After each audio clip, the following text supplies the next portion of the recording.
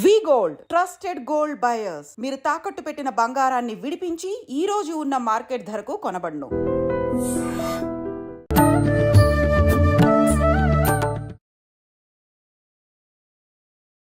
నమస్కారం, welcome to I dream. ధర్మ మార్గం విత్ విజిత కార్యక్రమానికి స్వాగతం. ప్రస్తుతం మనతో పాటు ఉన్నారు కాకినాడ కొప్పవరం గ్రామంలో ప్రణవ ఆశ్రమాన్ని నిర్మించి గత 5 సంవత్సరాల నుంచి కూడా ఆశ్రమంలో ఎంతో మందికి ఎన్నో రకాలుగా ప్రత్యేకించి వారు ఓంకారం పైన రీసెర్చ్ చేసి ఆ రీసెర్చ్ ద్వారా అసలు ఎలాంటి ఫలితం ఉంటుంది, ఓంకారం అనేది మన బ్రెయిన్ పై ఎలాంటి ప్రభావం చూపిస్తుంది, మనపై ఎలాంటి ప్రభావం చూపిస్తుంది అని ఒక రీసెర్చ్ చేసి రీసెర్చ్లో సక్సెస్ అయ్యి దాని తర్వాత ఎంతో మంది ఇప్పుడు ప్రస్తుతం ఇబ్బంది పడుతున్న విషయము మానసికంగా ఒక రకంగా ఇబ్బందులు పడి డిప్రెషన్కి వెళ్ళిపోయి ఎక్కువగా ఆడవాళ్ళనే చూస్తుంటాం. ఈ విషయంగా అంటే మగవారు లేరని కాదు, మగవారు కూడా ఉంటారు. చాలా డిప్రెషన్కి లోనయ్యి వాళ్ళు దాని నుంచి బయటపడలేక ఎన్నో ఇబ్బందుల పాలయ్యి మళ్ళీ నార్మల్ అయ్యి ఫ్యామిలీ లీడ్ చేసుకుంటూ అలా జీవనం కొనసాగించే వాళ్ళు ఉన్నారు. కొంతమంది జీవితాన్ని చాలించే వాళ్ళు ఉన్నారు. అటువంటి వారికి ప్రత్యేకించి ఓంకారం ద్వారా అమ్మగారు చేసిన రీసెర్చ్ ద్వారా వాళ్ళపైన అది ఎలా ప్రభావం చూపిస్తుంది, వాళ్ళని ఎలా బయటికి తీసుకురావచ్చు అని ఆ రీసెర్చ్ చేయడం జరిగింది. దానివల్ల చాలా మంచి రిజల్ట్ రావడం జరిగింది. దాని ద్వారా సుమారుగా ఒక 90 మంది ఆ డిప్రెషన్ నుంచి బయటికి రావడం జరిగింది. వారే పూజ్య శ్రీ శ్రీ సుమిత్రానంద సరస్వతి గారు. ఇప్పుడు అమ్మతో మాట్లాడి మరిన్ని విషయాలు తెలుసుకునే ప్రయత్నం చేద్దాం. నమస్తే మాతాజీ. నమస్తే విదిత్ గారు. నమస్తే అమ్మ, ఎలా ఉన్నారు? బాగున్నాను అమ్మ. ముందుగా మీరు మొదటిసారి మన స్టూడియోకి వచ్చారు. అసలు ఏంటి మీ గురించి ఒక 4 విషయాలు మన ప్రేక్షకులకు తెలియజేయాలనుకుంటున్నాను. మీరు అంటే గత ఒక 2-3 సంవత్సరాల క్రిందటే ఇలా సన్యాసి జీవితం తీసుకోవడం చేశారు అని చెప్పి తెలిసింది. అసలు ఎందుకు అనిపించింది? నేను విన్నంత వరకు మీకు అంటే సుమారు స్కూలు కాలేజ్ వయసులోనే ఇలా తీసుకోవాలని చెప్పి అనిపించింది అని చెప్పి విన్నాను. అలా ఎందుకు అనిపించింది? అసలు ఏంటి దాని గురించి తెలియజేయండి అమ్మా. ఫ్యామిలీ పరంగా చూస్తే వాళ్ళు ముందు నుంచి స్పిరిచువల్లో ఉన్నారు. నా అన్వేషణ ఎంతసేపు సేవ చేయాలి, ఈ పవర్ దేంతో మనం అసలు నడుస్తున్నాము, ఈ ప్రపంచం అంతా ఏ శక్తి మీద ఆధారపడి ఉంది అనే విషయం మీద ఎక్కువగా నేను ప్రయాణం చేయటం జరిగింది. అలా చూసినప్పుడు మన ఋషులు మహాత్ములు ఎన్నో రకాల రీసెర్చ్ చేశారు. మనకి అగస్త్య మహాముని, భృగు మహర్షి వీళ్ళందరూ ఎంతో రీసెర్చ్ చేశారు. ఎంత పవర్ఫుల్గా అంటే అది మీకు ప్రపంచంలో అలా పబ్లిక్ వాళ్ళు చేసుకోలేదు, కానీ ఇన్నర్ ప్రయాణంలో మనిషి యొక్క శక్తి ఏమిటి అనేది చాలా రీసెర్చ్ చేసి మనకి తెలియచేశారు.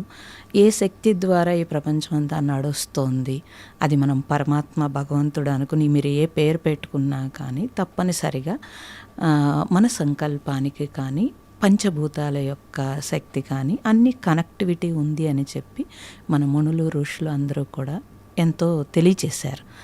ఆ తర్వాత సినిమాలు ఇవన్నీ కూడా వాటిని స్టోరీల కింద తీసి దాన్ని చాలా స్థూలంగా చూపించడం జరిగింది. కాబట్టి అందరూ కూడా దాని మీద ఒక పురాణం కిందో లేకపోతే స్టోరీ కిందో దాన్ని తీసుకున్నారు తప్పించి, అదే మీరు ఉదాహరణగా ఆత్మ అంటే ఒక దెయ్యమనో ఏదో అలా తీసుకున్నారు తప్పించి దాని పవరు, దాని శక్తి, మనిషిలో శక్తి ఏంటి అనేది కరెక్ట్గా తీసుకోలేకపోయారు. సో నా అన్వేషణ అంతా కూడా దాని మీద ఎక్కువగా వెళ్ళింది. కాబట్టి మనిషికి ఇంత పవర్ ఉండి, ఇంత జ్ఞానం ఉండి, ఇంత చిన్న చిల్లర విషయాలకి దుఃఖపడటం ఏంటి, ఇంత శక్తిని వృధా చేసుకుంటూ డిప్రెషన్కి వెళ్ళడం ఏంటి అనే దాని మీద ఎక్కువగా నేను ఫోకస్ చేయటం జరిగింది.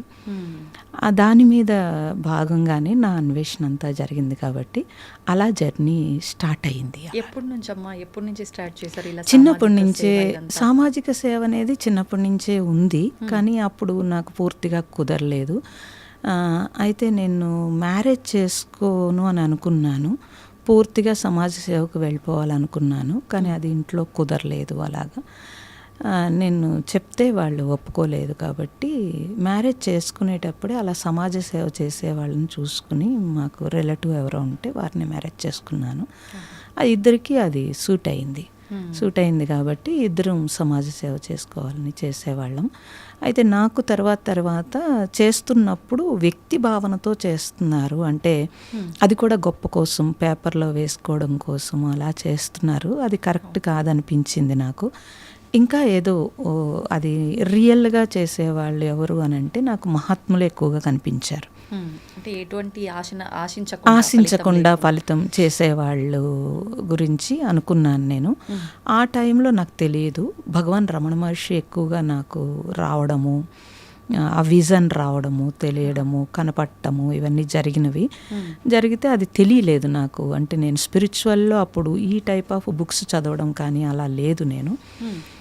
అందువల్ల పూర్తిగా సమాజ సేవలో ఉన్నప్పుడు నాకు అలా తెలిసినప్పుడు అప్పటికి నేను ఒక ఓల్డ్ ఏజ్ హోమ్ ముష్టి వాళ్ళకి, ఆడవాళ్ళకి రన్ చేసేదాన్ని. నేను ఎవరో ఫ్రెండ్స్ తోటి ఎవరో గోచి పెట్టుకుని ఇలాగా పర్వతాలు ఇటు దగ్గర ఎవరో వస్తున్నారు, చేతిలో బౌల్ పట్టుకుని స్టిక్ పట్టుకుని ఉన్నారు అంటే మగవాళ్ళకి కూడా నువ్వేమన్నా ఆశ్రమం పెడతావేమో, అదే నీ డ్రీమ్ అయి ఉంటుంది, ఆ విజన్ వస్తుంది అని చెప్పారు. నిజం అనుకున్నాను. కానీ ఎక్కువగా ఆయన నుంచి నాకు ఎక్కువ ఏదో ఒకటి మెసేజ్ వచ్చేది. అరుణాచలం గిరి వచ్చేది, అది నడుస్తున్నా కూర్చున్నా ఏం చేసినా అన్నింట్లో. అప్పుడు అది చాలా 1 year చాలా అది ఏంటో తెలియలేదు అసలు. ఆ తర్వాత ఎవరినో అడిగితే అది నాకు ఒక క్యాసెట్ చూపించారు. ఈయన రమణ మహర్షి ఇలా ఉంటారు అని చెప్పారు. మీరు ఒకసారి వెళ్తే బాగుంటుందని చెప్పారు. తర్వాత అరుణాచలం వెళ్ళాను. ఫస్ట్ టైం అరుణాచలం వెళ్ళినప్పుడు నాకు తెలియకుండానే లోపలంతా ఒక చేంజ్. మెడిటేషన్ అంటే ఏంటో తెలియదు, కానీ మెడిటేషన్లో కూర్చున్నాను. లోపల బోళ్ళ అనుభవాలు ఇవన్నీ. అక్కడి నుంచి నా జర్నీ మారిపోయింది, పూర్తిగా మారిపోయింది, చేంజ్ అయ్యింది. సో సమాజ సేవ అంటే శరీరానికి చేసేది కాదు, పూర్తిగా లోపల సోల్ శుద్ధి కావాలి. ఇలా పైన మనం సహాయం చేస్తే అది సరిపోదు, ఇంకా డీప్గా సాయం చేయాలి అనేది ఒక అన్వేషణ అయితే స్టార్ట్ అయింది. అప్పుడే స్టార్ట్ అయింది. అలానే అరుణాచలం నుంచి ఇంటికి వస్తే మళ్ళీ నాకు మెడిటేషన్ కుదిరేది కాదు.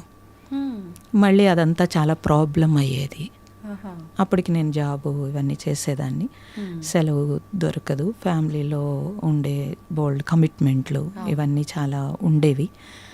అందుకని నేను అన్నీ ఒక్కొక్కటి వదులుకుంటూ నా అన్వేషణ ఇంకా డీప్గా స్టార్ట్ చేశాను. అంటే గృహస్థుగా ఉంటే మీరు చేయాలనుకున్నవన్నీ చేయలేను అన్న ఒక ఉద్దేశంతో అలా లేదు. ఎందుకంటే నాకు గృహస్థుగా నాకేమి పెద్ద ప్రాబ్లం లేదు. ఫ్యామిలీలో అందరూ నాకు సహకరించారు, అందరూ ప్రేమగానే ఉండేవారు, నేను కూడా అలాగే ఉండేది. అందుకని నాకు ఎడ్యుకేటెడ్ ఫ్యామిలీ, అందుకని నాకేమీ పెద్ద అంత గృహస్థుగా బాధలు అలా ఏమీ లేవు. ఏవో చిన్న చిన్నవి, అవి పెద్ద ప్రాబ్లము అనిపించలేదు నాకు. అంటే ఎప్పుడు మన ఫ్యామిలీ అనుకున్నప్పుడు అందులో పెద్ద ప్రాబ్లం అని అనిపించదు, అలా అనిపించలేదు నాకేమీ. గృహస్థుగా ఇబ్బంది పడి నేను రాలేదు, అలా రాలేదు. గృహస్థుగా ఉంటూనే నా సాధన చేసుకున్నాను. అలాని వాళ్ళ దగ్గర వాళ్ళకేదో లోటు చేసి కూడా కాదు, అది ధర్మము, అది పాత్ర పోషణ అనేది, ధర్మం అనేది అది చిన్నప్పటి నుంచి అది తెలుసు కాబట్టి గృహస్థుగా అది ఆ పాత్ర పోషణ చేస్తూ నా టైముని నేను సెట్ చేసుకోవడం అనేది జరిగింది. ఎక్కువగా నైట్ ధ్యానం చేయటానికి కానీ, అన్వేషణ సోషల్ సర్వీస్ నుంచి డీప్గా లోపలికి సోల్ అన్వేషణ అనేది స్టార్ట్ అయింది. తెమా మీరు ఓంకారానికి సంబంధించి రీసెర్చ్ చేశారు. అసలు ఏంటి ఓంకారం అనేది, ఎలా ఉపయోగపడుతుంది, మనందరం ఎలా ఉపయోగించుకోవచ్చు? మీరు అన్నారు ఇది బ్రెయిన్ పైన ప్రభావం చూపిస్తుంది అని చెప్పి. ఎలా ప్రభావం చూపిస్తుంది, ఎలాంటి ప్రభావం చూపిస్తుంది?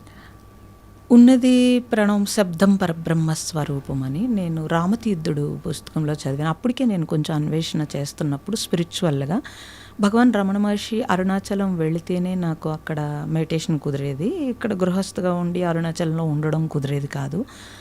అందుకని కొంచెము కాకినాడలో ఏదన్నా ఎక్కడైనా స్పిరిచువల్గా ఆధ్యాత్మికంగా ఎదగాలనుకున్నాను. అప్పుడు అన్వేషణ సంస్థలు, ఎన్నో రకాల సంస్థలకి అన్నింటికీ వెళ్ళాను. ఎక్కడికి వెళ్ళినా నాకు సంస్థల డెవలప్మెంట్ తప్పించి నిజమైన స్పిరిచువల్ నాకు నా అన్వేషణలో నాకు దొరకలేదు. చాలా విసిగిపోయాను నేను.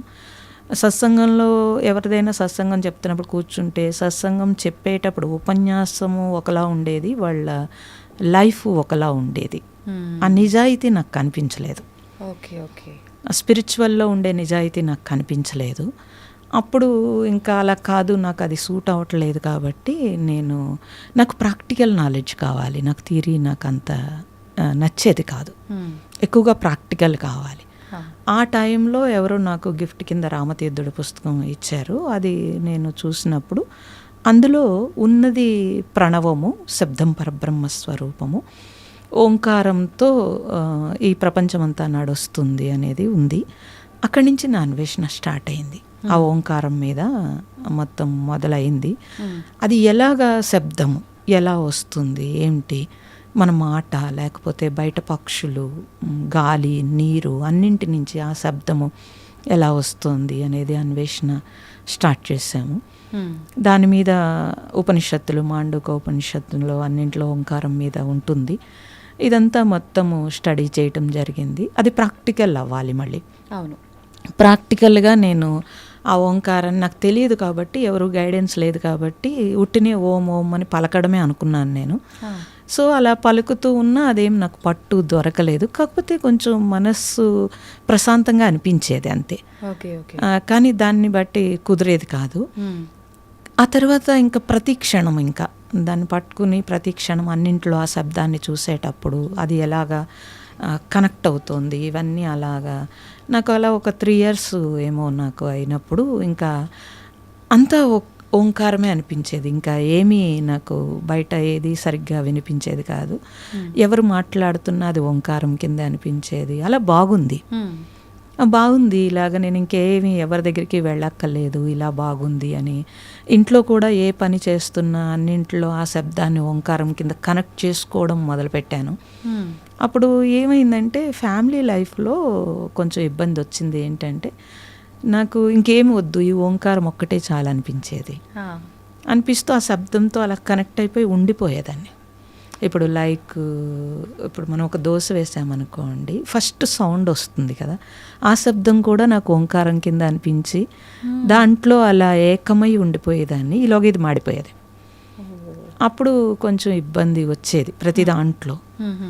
ప్రతి చేస్తున్న పని పైన ధ్యాస ఉండేది కాదు, ఓంకారంలోనే నిమగ్నం అయిపోయి ఉంది. కూర్చుంటే ధ్యానము అసలు 8 గంటలు 7 గంటలు అలా ఏదో అలా ఒక డీప్ స్టేజ్కి వెళ్ళినట్టు అనిపించేది. అందరూ చెప్పేవారు ఇది సమాధి స్థితి అని. బాగుంది సమాధి స్థితి, తాటే రావట్లేదు అసలు. అప్పటికి చిన్న అమ్మాయి, ఆవిడ స్కూల్ నుంచి వస్తే మళ్ళీ డిస్టర్బ్ చేస్తుందని ఫ్యామిలీ లైఫ్లో కొంచెం అది డిస్టర్బెన్స్ వచ్చింది కొంచెం. అందుకోసం ఎక్కడైనా ఆశ్రమాల్లో ఉండిపోవాలి, ఎక్కడికైనా వెళ్ళిపోవాలి అలా అనిపించేది. కానీ ధర్మం కాదు, అది ధర్మం కాదు. మనం తీసుకున్న పాత్ర పోషణ చేయాలి. కొంచెం ఉమ్మడి కుటుంబం ఉండేది, వాళ్ళ పేషెంట్లు ఉండేవాళ్ళు, వాళ్ళని చూసుకోవడము ఇవన్నీ చాలా ఇబ్బంది అయ్యేది. రెస్పాన్సిబిలిటీని నేను తప్పించుకుంటున్నానేమో, అది కరెక్ట్ కాదు. అంటే తప్పించుకోలేను, అలా అని ఉండలేను. మెడిటేషన్ చేసుకోవాలి, టైం ఉండదు. ఈ ప్రాబ్లమ్ కొంచెం ఫేస్ చేశాను. అలాని వాళ్ళు ఎవరు ఇబ్బంది పెట్టలేదు, కానీ నాకు నేను ఇబ్బంది పడ్డాను. నన్ను ఎవరు రిస్ట్రిక్షన్ చేసి నువ్వు ఇది వద్దు అని నన్ను ఏమనలేదు, కానీ నాకు నేను ఇబ్బంది పడ్డాను. అంటే రెండు బ్యాలెన్స్ చెయ్యలేకపోవడం అనేది నేను ఇబ్బంది పడ్డాను. ఆ టైంలో నేను అరుణాచలం వెళ్ళిపోయి అక్కడ నేను కూర్చుని నేను రమణ మహర్షిని నాకు ఇదంతా విడుదల చేసే, నేను ఇక్కడే ఉండిపోతే బాగుండు అనిపించే స్థితి ఉండేది. ఎక్కువగా వెళ్ళిపోవడము ఇవన్నీ చేసేదాన్ని. ఆ టైంలో అక్కడ నేను మెడిటేషన్ హాల్లో మెడిటేషన్ చేసుకుంటున్నప్పుడు సుబ్రహ్మణ్య పోటీ గారని కేరళ వారు, నేను డిస్టర్బెన్స్ అవుతుందని బయటకు వచ్చేస్తుంటే నా వెంటపడి నాకు తెలియచేశారు, ఇలా కాదు సాధన, నువ్వు ఇంకా డీప్గా వెళ్ళొచ్చు, నేను చెప్తాను అంటే. వద్దు, నాకు అప్పటికే గురువులంటే నాకు నమ్మకం లేదు, వద్దు, నాకు ప్రాక్టికల్ నాలెడ్జ్, నాకు ఆల్రెడీ ఓంకారము నేను చేసుకుంటే నాకు వద్దు అంటే. కాదు, ఒక గురువు అవసరం అని చెప్పారు ఆయన. అంటే లేదు, ఆత్మే గురువు అని పుస్తకాలు చదివి ఆత్మే గురువు తప్పించి బాహ్య గురువు అవసరం లేదు అని నేను చెప్పాను. భగవాన్ అవసరం అండి, అవసరమని తర్వాత తెలుసుకున్నాను. నిన్ను నువ్వు తెలుసుకోమన్నాడు కాబట్టి నన్ను నేను తెలుసుకుంటున్నాను కాబట్టి నాకు అవసరం లేదని చెప్పాను. కాదని వారు వెంటపడి నాకు కాకినాడ వచ్చి చాలా వెంటపడ్డారు. పడి సరే నా దగ్గర కూర్చో నువ్వు, అప్పుడు చూద్దామన్నారు. వారి దగ్గర కూర్చుంటే అంతకుముందు 8 గంటలు 10 గంటలు చేసే నేను వారి దగ్గర ఒక్క నిమిషం కూడా కూర్చోలేకపోయాను. ఎందుకని? వాళ్ళ పవర్ అలా ఉంది, వాళ్ళ శక్తి అలా ఉంది. సో ఎప్పుడు కూడా మనము చాలా గ్రేట్ అనుకుంటాము, మనకంటే గ్రేట్ పర్సన్ కనిపించినప్పుడే తెలుస్తుంది మనం ఎక్కడ ఉన్నాము అనేది. అంటే మీరు అంతంతసేపు ఓంకార నామం చేసి కూడా తర్వాత ఒక స్థితికి వచ్చిన తర్వాత కూడా నేను నిల్చోలేకపోయారు. నిల్చోలేకపోయాను. వాళ్ళంతా యోగ విద్యలు. మా నాన్నగారు కూడా యోగ విద్య ఉంది, కానీ అప్పుడు వాళ్ళు చెప్పినా నేను వినలేదు. సో వీరిని చూసిన తర్వాత నాకు అర్థమైంది, సో ఇది కాదు, అయితే ఏదో ఉంది అని తెలిసి వారి దగ్గర నేను ఇనిషియేషన్ తీసుకోవడము అన్నీ జరిగినవి. అక్కడి నుంచి ప్రాక్టీస్, రోజుకి 6 hours ప్రాక్టీస్, ఆహారం లేకుండా చేయాల్సి ఉండింది. గృహం దాటకుండా, ఆహారం లేకుండా ఇవన్నీ చేస్తున్నా. లేదు నేను గృహంలో ఉన్నాను కాబట్టి నైట్ ఫ్రూట్స్ ఏదైనా తీసుకోవచ్చు, కానీ రోజంతా అసలు ఇంకా ఆహారం తీసుకోవడానికి కంప్లీట్. అవన్నీ చాలా నియమాలతో కూడుకున్న యోగ విద్యలు. అంటే ఎవరైనా ఇలానే చేయాల్సి ఉంటుంది? అలా ఏమి లేదు. అలా మీరుగా పెట్టుకున్నదా? వాళ్ళు ఇచ్చింది. అంటే అలా చేస్తే ఫలిస్తుందా? లేదు. లోపల పట్టు సాధించాలి అని అంటే ఇంద్రియ నిగ్రహం కావాలి ముందు. యోగ విద్యలో ఎప్పుడూ కూడా యోగం అంటే కలయిక కాబట్టి దేంతో మనం కలుస్తున్నామో అప్పుడు మన ఇంద్రియాలు ఎనర్జీ బయటికి వెళ్లకుండా ఒకే దాని మీద ఫోకస్ చేయాలి. అదే ఓంకారము. నేను బాహ్యం చేశాను, ఆంతరం చేసేటప్పుడు ఆ కనెక్షన్ కావాలి. కనెక్షన్ కావాలనంటే మన దృష్టి ఇంక దేని మీదకి ఫోకస్ అవ్వకుండా కంప్లీట్ మనతో, అది భగవాన్ నీతో నువ్వు ఉండడం అంటే అది చెప్పాడు, కానీ అది అర్థం అవ్వదు అందరికీ. మనతో మనం ఉండడం అని అంటే మనకి ఇప్పుడు చూడండి, మనతో మన కళ్ళు మూసు కూర్చున్నాం అనుకోండి, మన థాట్ ఏటో వెళ్ళిపోతుంది. మరి మీతో మీరు ఉన్నట్ట లేదు. మరి మీ థాట్ మీరు కంట్రోల్ ఎందుకు చేయలేకపోతున్నారు? ఆ కంట్రోల్ కోసం యోగ విద్య. అలాగే ఇప్పుడు రోడ్డు మీద నడుస్తున్నాము, ఎక్కడో మీకు ఒక వాసన, సమోసా వాసన ఏదో వచ్చింది, మీకు ఇష్టం అనుకోండి, మీరు వెంటనే మీరు అది తీసుకోవాలనిపించినా అప్పుడు టైం లేకపోయినా తర్వాతైనా అది తీసేసుకుంటారు. ఖచ్చితంగా. అంటే మనకి కంట్రోల్ లేదు. ఎవరో మనల్ని తిట్టారు, వెంటనే మనకి కంట్రోల్ ఉండదు, రియాక్ట్ అవుతాము. ఇవన్నీ చూసుకుంటే కనుక మన ఇంద్రియాల మీద, మన మనస్సు మీద మనకి గ్రిప్ లేదు. అప్పుడు నన్ను నేను ఎలా తెలుసుకుంటానండి? నన్ను నేను ఎలా పట్టుకుంటాను? భగవాన్ ఇది చెప్పాడు, కానీ భగవాన్ అందరికీ అర్థం కాలేదు.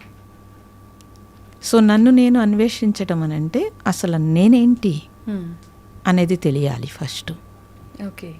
నా కంట్రోల్ ఏమిటి అసలు, ఇది కూడా తెలియాలి. నా మనసు ఇవన్నీ ఇదంతా సాధనతోటే తెలుస్తుంది. ఆ సాధన చేయాలి అని అంటే తప్పనిసరిగా మనము నియమం అంటే ప్రత్యేకమైన నియమం అని కాదు, మన మీద మనకి గ్రిప్ కోసం అంతే. అది మనము చేసేటప్పుడే మనకు తెలుస్తుంది. అంటే అది ఆ వ్యక్తిపై ఆధారపడి ఉంటుందా? సాధన చేసే విధానము ఎప్పుడు ఆ ఏకాగ్రత కుదురుతుంది? ఇప్పుడు మీరు చెప్పినవన్నీ ఆ జరిగే విధానం అంతా అందరికీ ఒకేలా ఉంటుందా? వాళ్ళు పెట్టే ఆ ఫోకస్ని, వాళ్ళు తీసుకునే ఏకాగ్రతను బట్టి ఉంటుందా? ఆలోచనలు కంట్రోల్ చేసుకునే విధానాన్ని బట్టి ఉంటుందంటారా? వాళ్ళ స్థితిని బట్టి ఉంటుంది. వాళ్ళ స్థితి అంటే వాళ్ళ జన్మలో వాళ్ళ తెచ్చుకున్న కోరికలు, లేకపోతే వాళ్ళ పరిసరాలు, పరిస్థితులు, వాళ్ళ మానసిక పరిస్థితి, తర్వాత వాళ్ళకి దొరికిన గురువు మీద శరణాగతి ఉండాల్సి ఉంటుంది, వాళ్ళ సపోర్ట్ కావాల్సి ఉంటుంది. ఏమీ లేకుండా అవ్వదమ్మా. ఎప్పుడు కూడా మనము ఇప్పుడు మీ కెపాసిటీ ఒక 10 kgs, ఈ చేత్తో ఒక 2 kgs ఎంతో ఎత్తారనుకోండి, ఈ చేయి సపోర్ట్ తీసుకుంటే కనుక ఒక 10 kgs 10 kgs పైకి లేపగలుగుతారు. అలాగే మన బ్రెయిన్ మీద మనకి ఆ గ్రిప్ సరిపోతే కనుక తప్పనిసరిగా మన బ్రెయిన్ ఫోకస్ ఎక్కడ పెట్టామో అక్కడి నుంచి గ్రిప్ తీసుకోగలుగుతాం. ఇప్పుడు మీరు పిల్లల్ని మీరు ఫస్ట్ క్లాస్ వాళ్ళు ABCDలు మీరు రాయించేసుకోగలరు, స్కూల్కి ఎందుకు పంపుతున్నారు అని అంటే మీరు అంటే అల్లెవాటు అయిపోయి వాడి బ్రెయిన్ అలా తీసుకోదు. వెంటనే వాడికి కావాల్సింది ఏదో చేయటం కోసం మిమ్మల్ని ప్లీజ్ చేసేయగలుగుతాడు. కొత్తగా ఒక టీచర్ అనేటప్పటికీ అతనికి ఒక భయము, ఒక రెస్పెక్ట్, ఒక ఏదో ఉంటుంది. అప్పుడు ఆ బ్రెయిన్ వెంటనే క్యాచ్ చేస్తుంది. అంతే కదా. మీరు చెప్పేసుకోగలరు, మీరు మినిమం 10th క్లాస్ వరకు మీరు చెప్పేసుకోగలరు, కానీ వాడికి ఒక క్రమశిక్షణ, వాడి బ్రెయిన్కి ఒక ట్యూన్ చేయటము అన్నీ ఉంటాయి కదా, ఇవన్నీ ఉంటాయి. అలా మీరు స్పిరిచువల్లోకి వచ్చేటప్పటికి దాని గురించి టోటల్ మనం అన్నీ తెలుసుకోవాలి అని అంటే ఆ నాలెడ్జ్ కావాలి, ఆ జ్ఞానం తెలుసుకోవాలి. అలాగే ఆ జ్ఞానాన్ని మనలో ఇముడ్చుకోవడానికి మనకు ఒక పట్టు కావాలి. మనకు ఒక పట్టు కావాలి అని అంటే మనకి మనల్ని ప్రేమించేవాళ్ళో లేకపోతే మనకి నేర్పేవాళ్ళో మనల్ని పూర్తిగా పైకి తీసుకురావాలి అనుకునేది ఒక గురువే ఉండగలుగుతాడు. తల్లిదండ్రులు కంటే ఎక్కువగా ఎవరు మనల్ని ప్రేమించలేరు కదమ్మా. అవును. అలాగే జ్ఞానంలో మాత్రం గురువు ఒక్కళ్ళే మనకి పైకి తీసుకురాగలుగుతారు. నిజమైన గురువుని ఎలా ఎంపిక చేసుకోవచ్చు అంటారమ్మా? ప్రస్తుతం ప్రతి ఒక్కరూ అంటే కాషాయం వేసుకున్న ప్రతి ఒక్కరూ నిజమైన సన్యాసి జీవనమా అని అంటే నమ్మలేము. అంటే మీరు తప్పుగా అనుకోకూడదు, సమాజం అలా ఉంది. ఒక గురువు అని అంటే గురువు స్థానంలో ఉన్న ప్రతి వ్యక్తి నిజమైన గురువా అంటే చెప్పలేము. అసలు ఎలా ఎంపిక చేసుకోవచ్చు అంటారు ఆ గురువుని? అంటే ఇలా చెప్తే పీపుల్కి నచ్చదు, కానీ నిజమే చెప్పాలని అంటే వాస్తవం మాట్లాడితే కనుక మనం నిజాయితీగా ఉంటే నిజమైన గురువు దొరుకుతాడమ్మా. ఫస్ట్ మనకేం కావాలి? మనకి నిజంగా స్పిరిచువల్ కావాలా, ఈ భౌతిక లాభాల కోసం మనం స్పిరిచువల్కి వెళ్తున్నామా? ఇది ఫస్ట్ మనకి క్లారిటీ కావాలి. నిజంగా స్పిరిచువల్ కావాల్సిన వాళ్ళకి నిజమైన గురువు దొరుకుతున్నాడు కదా. కాదు, ఇక్కడ ఏమవుతుంది అని అంటే స్పిరిచువల్ కావాలి, అలాగే భౌతిక లాభాలు కూడా కావాలి. అప్పుడు దానికోసమే కదా మనము నేను ఇల్లు కట్టుకోవాలి, లేకపోతే నేను మా అమ్మాయి పెళ్లి చేయాలి, లేకపోతే ఏవో నాకు కావాలి అని గురువుని ఆశించి నువ్వు గురువుకి లంచం ఇవ్వడం మొదలుపెట్టావు. అదే కదా ఆశీర్వాదం అంటే. ఏ ఆశీర్వాదం కావాలి నీకు? ఆత్మోన్నతి వైపు ప్రయాణం చేయాలనుకుంటున్నామా మనం? అలా ఎవరండి అడిగేది? ఎన్ని సంవత్సరాల నుంచి ఒక్క సాధకుడు కోసం చూశాను నేను, దొరకలేదు నాకు అసలు. స్పిరిచువల్, నిజమైన స్పిరిచువల్ కోసం ఎవరు రావట్లేదండి. ఇప్పుడు గురువు, నిజమైన గురువు లేడు అని అంటున్నారు, కానీ నిజమైన శిష్యుడు ఉన్నాడు అసలు? ఎక్కడున్నారు చెప్పండి అసలు? అలా మనకి మనం క్వశ్చన్ చేసుకుంటే సరిపోతుంది. మీకు ఎక్కడైనా స్పిరిచువల్లో చూస్తే కనుక గురువుని నువ్వెతుక్కోకలేదు, నువ్వు తయారై ఉంటే గురువుని ఎదురుపడతాడని శాస్త్రం చెప్తోంది మనకి. అందరు మహాత్ములకి అదే జరిగింది. మరి మనకేం కావాలనేది మనకి స్పష్టత లేదు. ఫస్ట్ ఉంటే కనుక గురువు ఎదురుపడతాడు. ఇప్పుడు మేము అరుణాచలంలో మా అంతటా మేము కూర్చున్నప్పుడు ఎదురుపడి వచ్చారు. సో ప్రతి దాంట్లోనూ ఎవరికైనా సరే తనకి నిజాయితీ ఉంటే కనుక భగవంతుడు ఆ నిజాయితీకి తగ్గట్టుగా తనకి ఏం కావాలనేది తనకి ఆయనే చూసుకుంటాడు. ఇప్పుడు మీరు అన్నట్టుగా నిజమైన శిష్యుణ్ణి గురువే వెతుక్కుంటూ వస్తారన్నారు కదా, అంటే వాళ్లకు ఈ సాధన చేయటం వల్ల ఏదైనా దివ్య దృష్టి ఉంటుందా? ఎదుటి వారిని అంచనా తప్పకుండా ఉంటుంది. వాళ్ళ వైబ్రేషన్స్ నెగిటివ్ లేకుండా వాళ్ళకు ఉన్న పాజిటివ్ ఏదైతే ఉంటుందో ఆ పాజిటివ్ వాళ్ళకి తాకుతుంది. వాళ్ళు కూడా వెతుకుతూ ఉంటారండి. నిజమైన శిష్యుడి కోసం గురువు ఎప్పుడు అన్వేషిస్తూనే ఉంటాడు. వాళ్ళ విద్య లేకపోతే వాళ్ళు నేర్చుకున్నది ఎవరొకరికి అందించడానికే కదా, ఇదంతా లోక కళ్యాణం కోసం కదా. వాళ్ళు కూడా వెతుకుతూనే ఉంటారు. గురువు కళ్ళు ఎప్పుడు శిష్యుడి కోసం వెతుకుతూ ఉంటాయండి. మీరన్నట్టు సమాజంలో అన్ని రకాల పీపుల్ ఉంటారు. దాన్ని ఉపయోగించుకుని భౌతిక లాభాలు పొందే వాళ్ళు ఉంటారు. అప్పుడు వాళ్ళు భౌతిక లాభాలు పొందే శిష్యులు ఎవరైతే ఉన్నారో వాళ్ళే కనెక్ట్ అవుతారు. నిజంగా సాధకులు ఎవరైతే ఉండి నిజంగా సిన్సియర్గా నాకు సాధన తప్పించి ఇంకొకటి వద్దు అనుకున్న వాళ్ళకి భగవంతుడు ఆటోమేటిక్గా దారి చూపిస్తాడు. అయితే ఇప్పుడు ఒక మనిషి పుట్టిన తర్వాత అసలు ఆ మనిషి పర్పస్ ఏంటి, ఎందుకు ఆ జన్మ తీసుకున్నాడు అనే ఒక విషయాన్ని ప్రతి ఒక్కరం మర్చిపోతున్నామని చెప్పి మీలాంటి వాళ్ళందరూ కూడా చెప్తూ ఉంటారు. అసలు ఏంటి, ఇప్పుడు నేను ఒక జన్మ తీసుకున్నా, నేను పుట్టిన తర్వాత ఒక వయసు వచ్చే వరకు తల్లి పెంపకము, తర్వాత వాళ్ళ పెంపకంలో ఉంటూనే స్కూల్స్, కాలేజెస్, తర్వాత మ్యారేజ్ లైఫ్, తర్వాత నా పిల్లలు, నా రెస్పాన్సిబిలిటీస్, వీటిపైనే నా ఫోకస్ వెళ్తుంది. మీరన్నట్టుగా వీటితో పాటు భగవంతుడిపై నాకు నిజమైన భక్తి ఉండొచ్చు, ఉండకపోవచ్చు. నేను ఇవి బ్యాలెన్స్ చేసుకుంటూనే వెళ్తున్నాను తప్ప అసలు నేను వచ్చిన పర్పస్ ఏంటి అనే దానిపైన నేను ఆలోచన చేయలేకపోతున్నా. ఎలా తెలుస్తుంది అసలు మనం ఏ పర్పస్ మీద వచ్చాము? ఈ జీవనం ఇలా కొనసాగించి మళ్ళీ పుట్టుక, చావు, ఇది కంటిన్యూ, ఈ సర్కిల్ ఇలా జరగటమేనా? అసలు ఏంటి, ఎలా తెలుస్తుంది నా జన్మకు అసలు అర్థం ఏంటి, నేను ఎందుకు వచ్చాను అని? మీకే అనిపిస్తూ ఉంటుంది, మీకు చేస్తున్న పని మీద విసుగు, చిరాకు, లేకపోతే ఏదో ఇబ్బంది, లేకపోతే బాధ వచ్చినప్పుడల్లా మీకు అనిపిస్తూనే ఉంటుంది ఇది కాదు జీవితం అని. ఎవరికి అనిపించకుండా ఉండదు అసలు. ప్రతినిత్యం అనిపిస్తూ ఉంటుంది ఇది కాదు జీవితం అని అనిపిస్తూ ఉంటుంది. అనిపించినా సరే మనకున్న కోరికలు, మనకున్న ఆశలు, లేకపోతే కమిట్మెంట్లు, మనకున్న పరిస్థితులకి మనం లొంగుతూ ఉంటాం. వాస్తవం. తప్పనిసరిగా అందరూ లొంగుతారు. అందుకు ఎవరైనా సరే అసలు వచ్చింది ఎందుకు అనేది అందరూ అన్వేషించినా అన్వేషించకపోయినా మరణం తెలియచేస్తోంది. ఇక్కడి నుంచి ఏమీ తీసుకువెళ్ళట్లేదు, అన్నీ వదిలేసి వెళ్ళిపోతామని తెలియచేస్తోంది. తర్వాత మనం ఏ పని అయితే చేసామో ఆ పని నుంచి మనకి ఎప్పుడైనా సరే రిజెక్షన్ కానీ, తిట్లు కానీ, లేకపోతే ఇబ్బందులు కానీ వచ్చినప్పుడు మనకి విసుగొస్తుంది. అప్పుడు ఉదాహరణ ఏదైనా చెప్పగలుగుతారమ్మా దీనికి? ఇంట్లో పిల్లలు కానీ, లేకపోతే భర్త కానీ, లేకపోతే మీ చదువుకున్న చదువు, జాబ్ కానీ మీకు సాటిస్ఫాక్షన్ రానప్పుడు, మీరు వాళ్ళు ఏదైనా మనల్ని అన్నప్పుడు తప్పనిసరిగా మనకు అనిపిస్తుంది కదా. అవును, అనిపిస్తుంది. అప్పుడు మీరు ఏం చేస్తారు? సహజంగానే కాదు, ఒక వయసు వచ్చిన తర్వాత అయినా సరే మనం ఏమనుకుంటాము, ఇది కాదు స్పిరిచువల్ లైఫ్ అని కొంచెం అన్వేషణ స్టార్ట్ చేస్తారు. నేనేమంటానంటే, అందుకు స్పిరిచువల్ లైఫ్ స్టార్ట్ చేసావా? ఒరిజినల్గా మన సోల్ ఏమిటి, అసలు మనం ఎక్కడి నుంచి వచ్చామో, ఇప్పుడు ఏం చేస్తున్నాము, తిరిగి ఎక్కడికి వెళ్తాము అని అన్వేషణ స్టార్ట్ చేస్తే కనుక తప్పనిసరిగా ఎవరికి వాళ్ళకి తెలుస్తుంది. ఈ సోల్ సమాధానం దొరుకుతుంది. ఈ సోల్ అసలు ఎందుకు వచ్చింది, అసలు ఏ పర్పస్ మీద వచ్చింది. సరే మీరన్న పరిస్థితిలో ఫ్యామిలీయో అది ఎన్ని రోజులో ఉండదు. ఒక 20 years వస్తే పిల్లలు మన దగ్గర ఉండరు. వాళ్ళు 20 అక్కర్లేదు, ఇదివరకైతే 20, ఇప్పుడు 10 yearsకే నువ్వు నాకు అక్కర్లేదు, నువ్వేమన్నా మనీ పే చేస్తే నేను నా సంగతి నేను చూసుకుంటాననే పరిస్థితి వచ్చేసింది. సో వాళ్ళు కూడా మన దగ్గర ఉండడానికి ఇష్టపడట్లేదు. ఎంత దూరంగా ఉంటే అంత ప్రేమ ఉంటుంది, అది తెలుస్తుంది మనకు కూడాను.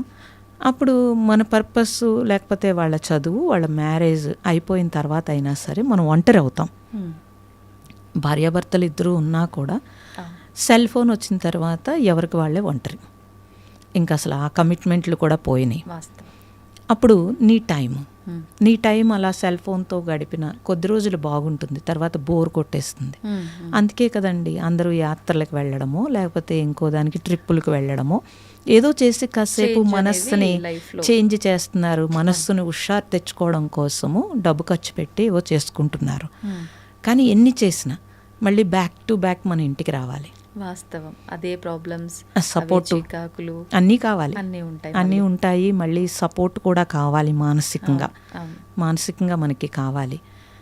నేనేం చెప్తున్నానంటే, అది నువ్వు చేసుకుంటూనే నీ అన్వేషణ, అసలు ఈ సోల్ ఎందుకు వచ్చింది, అసలు అందరం ఒకలా పుట్టట్లేదు కదా, అందరం ఒక చోట పుట్టట్లేదు, అందరి లైఫ్ ఒకలా లేదు, ఎందుకు అలా ఉంది అంటే అది ప్రారంధము, లేకపోతే ముందు చేసుకున్నది, లేకపోతే ఇప్పుడు చేసుకుంటున్నది, స్వయంకృత అపరాధం, వీటన్నింటితో చేంజ్ అవుతోంది.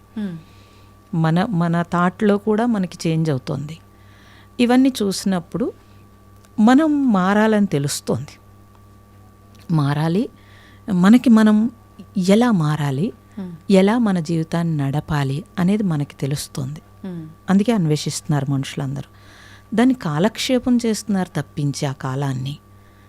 ఎవరైనా సరే నిజంగా మీరు ఒక చదువు మీద పెడితే దాన్ని సక్సెస్ అవుతున్నారు, ఒక జాబ్ మీద పెడితే సక్సెస్ అవుతున్నారు, పిల్లల మీద పెడితే పిల్లలు సక్సెస్ అవుతున్నారు. అప్పుడు మీ మీద మీరు ఎందుకు పెట్టుకోవట్లేదు అంటాను నేను. మిగతా టైం అంతా ఫ్యామిలీకి ఇచ్చేసిన మీకంటూ ఎంతో కొంత టైం ఉంటుంది కదా, ఆ టైం మీ మీద మీరు ఫోకస్ పెట్టుకున్నప్పుడు ఆటోమేటిక్గా మీరు వెళ్తారు. మేము గృహంలో ఉండే కదమ్మా అన్వేషించింది, గృహంలో ఉండే అన్నీ చేసుకున్నాం కదా.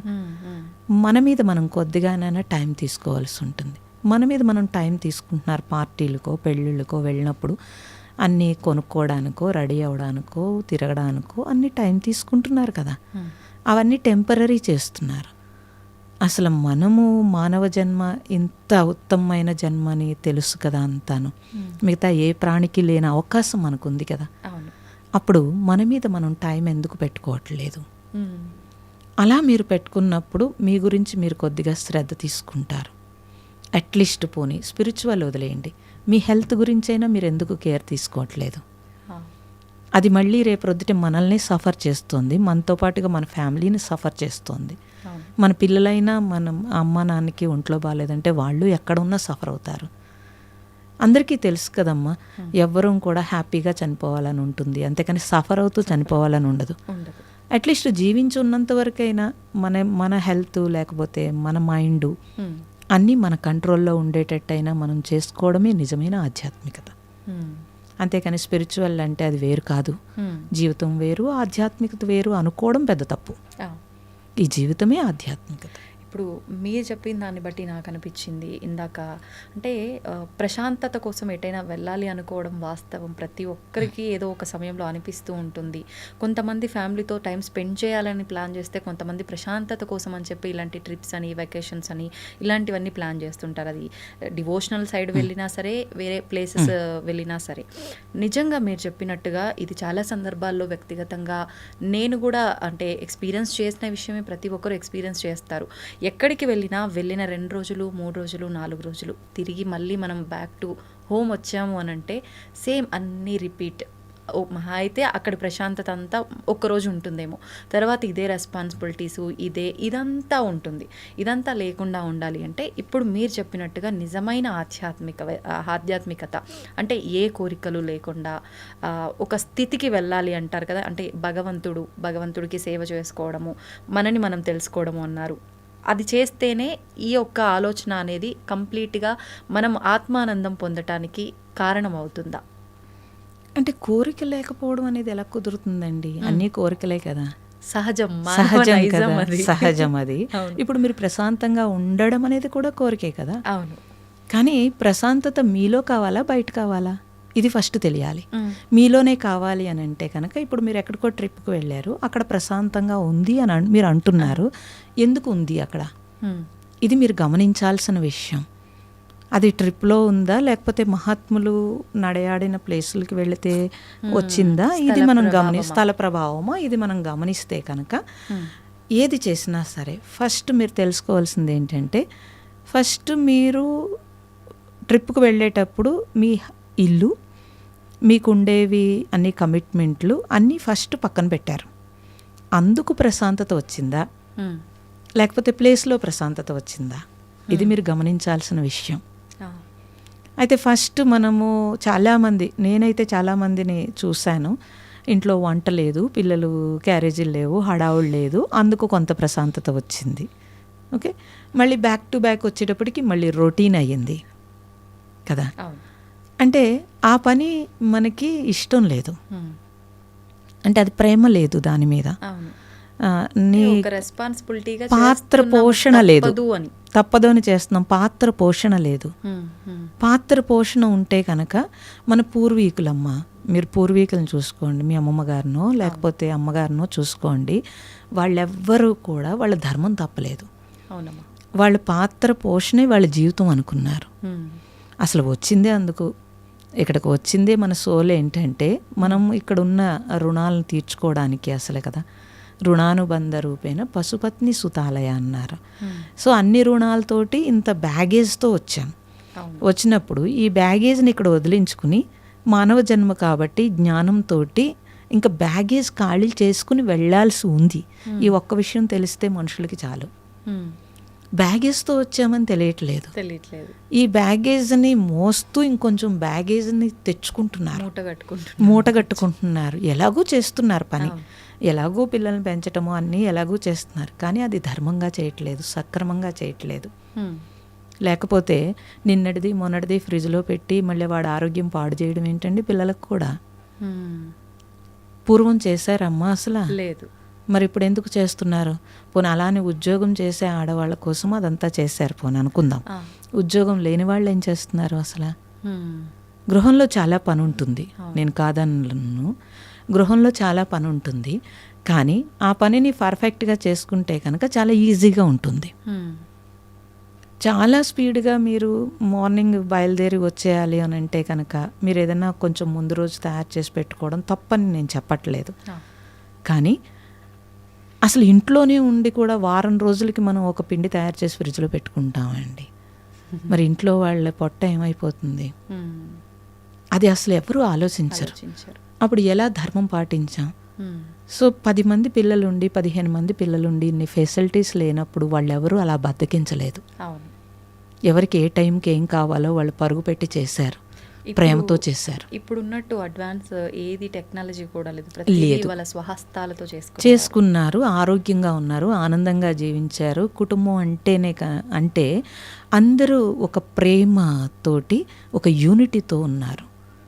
ఇప్పుడు ఉన్నారా చెప్పండి? లేదు. కానీ అది ఎక్కడి నుంచి పోయింది?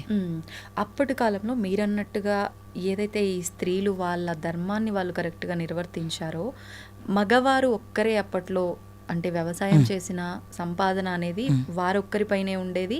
వాళ్ళ కర్తవ్యం వాళ్ళు కరెక్ట్గా నిర్వర్తిస్తే వీళ్ళ కర్తవ్యం వీళ్ళు కరెక్ట్గా నిర్వర్తించారు. కానీ ఇప్పుడున్న విధానం అంతా కూడా పరిస్థితుల రీత్యా అనుకోవచ్చు, ఇంకా ఏదైనా అనుకోవచ్చు, అన్నీ మారుతూ వచ్చాయి కదమ్మా. అప్పుడు ఇది బ్యాలెన్స్ చేయడం కష్టం అవుతుంది కదా. తప్పు కాదు. ఇప్పుడు సంపాదన ఇద్దరు సంపాదించకపోతే కనుక జీవితం గడవదు, కాబట్టి తప్పు కాదు. కానీ నేను చూస్తున్న ఫ్యామిలీస్లో కూడా ఇద్దరు జాబ్ చేస్తూ, ఈవెన్ అమెరికాలో నేను ఇప్పుడు క్లాసెస్ వేదిక యూనివర్సిటీ ఓంకారము మీద రీసెర్చ్ చేసే వాళ్ళకి అవి కూడా చెప్తాను. ఎవ్రీ ఇయర్ అమెరికా వెళ్తానండి. అక్కడ కూడా చూస్తున్నాను సైంటిస్టులు పెద్ద పెద్ద వాళ్ళు కూడా వాళ్ళు హోమ్ ఫుడ్ తయారు చేసుకుంటారు. అస్సలు టైం లేకపోయినా రెడీమేడ్ ప్యాక్డ్ ఫుడ్ తీసుకోరు అసలు. ఈవెన్ బ్రెడ్ కూడా తయారు చేసుకుంటారు. ఎలా చేసుకుంటున్నారు వాళ్ళు? అంటే వాళ్ళ ప్లానింగ్లోనే ఉందండి లైఫ్ ప్లానింగ్లోనే ఉంది. ఇప్పుడు మేము కూడా ఎన్నో సోషల్ సర్వీస్ చేసినా ఎంత చేసినా ఇప్పుడు కూడా ఆశ్రమంలో ఆర్గానిక్ పండిస్తాము, పొయ్యి మీద వండుతాము. నాకు ఇప్పటికీ రోజు చెప్తారు, అమ్మ ఇది ఒక్కటే కదా గ్యాస్ మీద పెట్టేద్దామా అని అడుగుతారు. నో, వద్దు, కట్టెల పొయ్యి మీదే చేయండి. సన్ రైజ్ పడుతూ ఉంటే అది మనం తినేటప్పుడు అది మీకు హెల్దీ ఫుడ్. నెమ్మదిగా అలవాటు పడతారు. టైం సరిపోదు అంటారు, మీరు చేస్తుంటే టైం సరిపోతుంది. ఇప్పుడు మేమే పండించుకుంటాము, మేమే వండుతాము, మేమే ఆశ్రమం చూసుకుంటాము, క్లాసెస్ చెప్తాము, అన్నీ చూస్తాము. ఎలా టైం సరిపోతుంది అంటే అక్కడ ఇప్పుడు మేనేజ్ చేసుకోవడం అంటాము. మనము టైము మేనేజ్ చేసుకోవడం చేత కానప్పుడు ఇవన్నీ వస్తాయండి. తప్పనిసరిగా చాలామంది జాబ్ చేస్తూ కూడా చాలా హెల్దీ ఫుడ్ తీసుకుంటారు, చాలా హెల్దీ లైఫ్ ఫుడ్ లీడ్ చేస్తారు, టైం పిల్లలకి ఇవ్వగలుగుతారు. టైం లేదు అనేవాళ్ళు నేనేం చెప్తానంటే 24 hours భగవంతుడు ఇచ్చింది అందరికీ. ప్రైమ్ మినిస్టర్ గారికి కూడా అదే 24 hours కదండి. మరి అందరూ చేస్తున్నారు కదా. అంటే మనం ఎలా ఉపయోగించుకుంటున్నాం అనే నాలెడ్జ్ ఉండాలి మీకు. అనే నాలెడ్జ్ ఉన్నప్పుడు ఇప్పుడు తెలుస్తుంది. ఆ టైం మేనేజ్ చేయటం అనేది తప్పనిసరిగా మనకు తెలియాలమ్మా. తర్వాత నేనేమంటానంటే ప్రేమ ఉంటే అన్నీ పక్కకి వెళ్తాయి. ప్రేమ లేనప్పుడు అన్నీ విసుగు, చిరాకు, కోపము, నేను చేయాలా అనేది అన్నీ వస్తాయి కదా. ఇద్దరు జాబ్ చేస్తూ భార్యాభర్తలు ఇద్దరు చక్కగా లీడ్ చేసుకోగలుగుతారు లైఫ్ని. ఇద్దరు జాబ్ చేస్తూ ఒకరినొకరు కొట్టుకుంటూ ఇంట్లో గజిబిజి చేసుకుంటారు చాలామంది. ఇది చూస్తే అది మనం మేనేజ్ చేసుకోవడంలోనే ఉంటుంది ఏదైనా సరే. నాకు కూడా చాలామంది ఒకే క్వశ్చన్ అడుగుతారు, సాధన చేయడానికి టైం లేదమ్మా, టైం ఎలా కుదురుతుంది అని అంటారు. మరి 24 hours మీ టైంని ఎలా మేనేజ్ చేస్తున్నారు అని అడుగుతాను. అప్పుడు చూస్తే 4 గంటలు 5 గంటలు వాళ్ళకి టైం వస్తుంది. అప్పుడు ఎక్కడి నుంచి వచ్చింది ఇదంతా? ఒక ప్లాన్ ఉండాలి. ఒక ప్లాన్ ఉంటేనే కానీ అవ్వదు అసలు. పిల్లల్ని మీరు తీసుకోండి. కొంతమంది పిల్లలు వాళ్ళు చదివేసుకుంటారు, సినిమాలు చూస్తారు, ఆడేసుకుంటారు, అన్నీ చేయగలుగుతారు. కొంతమంది పిల్లలు చూస్తే మాకు అసలు టైం లేదు, ఇదే టైం సరిపోవట్లేదు అంటారు, స్ట్రెస్ ఫీల్ అవుతూ ఉంటారు. అంటే దాన్ని మేనేజ్ చేసుకునేది పేరెంట్స్ కరెక్ట్గా చేస్తే పిల్లలు కూడా కరెక్ట్గానే చేస్తారు. మనం పిల్లల్ని పెంచాలనుకుంటున్నాము, కానీ వాళ్ళు ప్రాక్టికల్గా పెరగాలి అని అంటే వాళ్ళు చూసి పెరుగుతారు. పేరెంట్స్ సక్రమంగా ఉంటే తప్పనిసరిగా పిల్లలు చూసి పెరుగుతారు. సో తప్పనిసరిగా మన పెద్దవాళ్ళు చూడండి అమ్మ, వాళ్ళు దేనికి వాల్యూ ఇవ్వాలో దానికే వాల్యూ ఇచ్చారు కాబట్టి వాళ్ళ దగ్గర టైం ఉంది. అప్పుడు మనం అది ఇవ్వట్లేదు. దేనికి ఇంపార్టెన్స్ ఇవ్వాలి అది ఇవ్వట్లేదు మనం. అందువల్ల మన దగ్గర టైం లేదంటున్నాను నేను. జాబు తప్పనిసరిగా అవసరము, జాబు అవసరం లేదని ఎవరు చెప్పరు అసలు. కానీ మీరు జాబ్ చేస్తున్నప్పుడు మీకు కాన్ఫిడెన్స్ ఉంటుంది, మీ అచీవ్మెంట్ ఉంటుంది, అన్నీ ఉంటుంది, ఇంకా బాగా మేనేజ్ చేసుకోగలుగుతారు. అంటే మీ బ్రెయిన్ కూడా ఇంకా షార్ప్ అవుతుంది. అన్నింటిలో షార్ప్ అవుతుంది. ప్రతి దాంట్లోనూ మీరు మీ కాన్ఫిడెన్స్ లెవెల్స్ పెరుగుతూ ఉంటాయి. అప్పుడు అంటే ఇంట్రెస్ట్ లేక, ఇప్పుడు జాబ్లో మీరు తప్పనిసరిగా మీరు ఆఫీస్లో ఎన్ని రకాలు అందరికంటే ఉన్నతంగా ఎదగడానికి ఎన్నో రకాలు ట్రై చేసుకుంటున్నారు కదా. సో ఫ్యామిలీలో ఆ ఇంట్రెస్ట్ చూపిస్తే కనుక ఫ్యామిలీ లైఫ్ చాలా బాగుంటుంది. మనల్ని కేర్ చేసేది, లవ్ చేసేది ఒక్క ఫ్యామిలీయే కదా. అది మనకి బూస్టింగ్ అవుతుంది, తప్పనిసరిగా ఇంకొంచెము ఎంకరేజ్ అవుతుంది. అయితే అందరికీ ఇంట్లో సహకరించకపోయే వాళ్ళు ఉండవచ్చు గాక, నేను ఉంటారని నేను అన్ను. కానీ నేనేమంటానంటే ఒక మ్యారేజ్లో ఎప్పుడూ కూడా పాజిటివ్ ఎన్ని ఉంటాయి, నెగిటివ్ అన్నీ ఉంటాయి. మనం రెండు తీసుకోగలిగితేనే లైఫ్ సరిగ్గా వెళుతుంది. నాకు పాజిటివ్ ఒకటే కావాలి, నాకు నెగిటివ్ వద్దంటే ఘర్షణ వస్తుంది. అది ప్రాబ్లం. యాక్సెప్ట్ చేయగలగాలి. ఆ యాక్సెప్ట్ చేయడానికి స్పిరిచువల్ ఉపయోగపడుతుంది. స్పిరిచువల్ అంటే ఇప్పుడు ఒక్కొక్కరు ఒక్కో రకంగా, అంటే భగవంతుణ్ణి పూజించే విధానం కానివ్వండి, ధ్యానించే విధానం కానివ్వండి, ప్రతి ఒక్కటి కూడా నవవిధ భక్తి మార్గాలు అని చెప్పి మనం అది నామం తలుచుకుంటున్నామా, ఎవరైనా చెప్తే వింటున్నామా, మన నోటి ద్వారా ఎవరికైనా చెప్తున్నామా, లేదు అంటే భగవంతుడి ముందు కూర్చొని మనం పూజ చేస్తున్నామా, ఇలా రకరకాలుగా ఎవరికి తోచింది వాళ్ళు. ఇదంతా నేనేం చేయను, కూర్చొని ఒక నామము లేదు, ఏది లేదు, నా పాటికి నేను సైలెంట్గా అలా నమస్కారం చేసుకొని కూర్చుంటా అనంటే అలా చేసుకున్నా కూడా అది సాధన కిందే వస్తుందా? మీరన్నట్టుగా ఒక స్థితికి వెళ్ళే అవకాశం ఉంటుందా? లేదు అనంటే ఏదో ఒక నామాన్ని, ఇప్పుడు మీరు చెప్పినట్టుగా ఓం అనే దాన్ని మీరు తీసుకున్నారు, ప్రణవాన్ని, అలా ఏదైనా ఖచ్చితంగా భగవంతుడి నామాన్ని కానీ ఏదైనా మంత్రాన్ని కానీ తీసుకోవాల్సి ఉంటుందంటారా? మీ మానసిక పరిస్థితిని బట్టి ఉంటుందమ్మా. మీరే అన్వేషించుకోవాలి మీకు ఏది సూట్ అవుతుంది. అందరికీ అన్నీ సూట్ అవ్వవు. మీకు ఎలా నచ్చుతుంది. కొంతమందికి దీపం పెట్టి మంత్రం చదివి పూజ చేస్తే చాలా బాగుంటుంది. అలా అని ఎప్పుడూ అలాగే బాగోదు. వాళ్ళ లోపల ఇంకా ఎదుగుతున్న కొలది ఇంకా అన్వేషణ స్టార్ట్ అవుతుంది. కొంతమందికి మంత్రం ద్వారా మనస్సు నెమ్మదిస్తుంది. అది మీరు చూసుకోవలసి ఉంటుంది. ట్రై చేస్తారు అందరూ, ఏది చేస్తే బాగుంటుంది అనేది ట్రై చేస్తారు. చేసి కొన్ని రోజులు ఇది చేస్తారు, కొన్ని రోజులు అది చేస్తారు, కానీ మొత్తం మీద ఎక్కడో చోట స్థిరమవుతారు. అన్వేషణలో ఆ నాలెడ్జ్ పెరిగే కొలది వాళ్ళకే ఎక్కువగా తెలుస్తూ ఉంటుంది. ఈలోగా ఇది మంచిది అది మంచిది అన్నది కూడా ఎవరెవరికి ఏది సూట్ అవుతుంది అనేది వాళ్ళ సంస్కారము, వాళ్ళ పూర్వజన్మ వాసన, లేకపోతే వాళ్ళ మానసిక పరిస్థితి, వీటన్నింటిని బట్టి ఆధారపడి ఉంటుంది.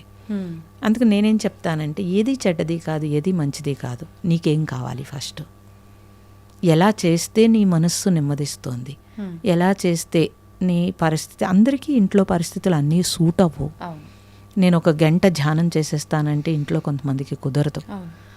నేను ఒక గంట పూజ గదిలో ఉండిపోతాను అంటే కుదరదు కొంతమందికి. అందుకని మీకు ఎలాగ సూట్ అవుతోంది ఫస్ట్ అది మీరే చూసుకోవాల్సి ఉంటుంది. కొన్ని రోజులు పోయిన తర్వాత మనకి చేంజ్ అవుతుంది మన పరిస్థితులు. అప్పుడు మీరు ఇంకొంచెం ఎదగడానికి మీరే ప్రయత్నం చేస్తూ ఉంటారు. అలా మనకి మనమే చేయాల్సి ఉంటుంది. ఒకప్పుడు మనకి నచ్చింది ఇంకొకసారి ఇంకొకటి నచ్చదు. ఇదంతా మన పరిణతి అంటారు.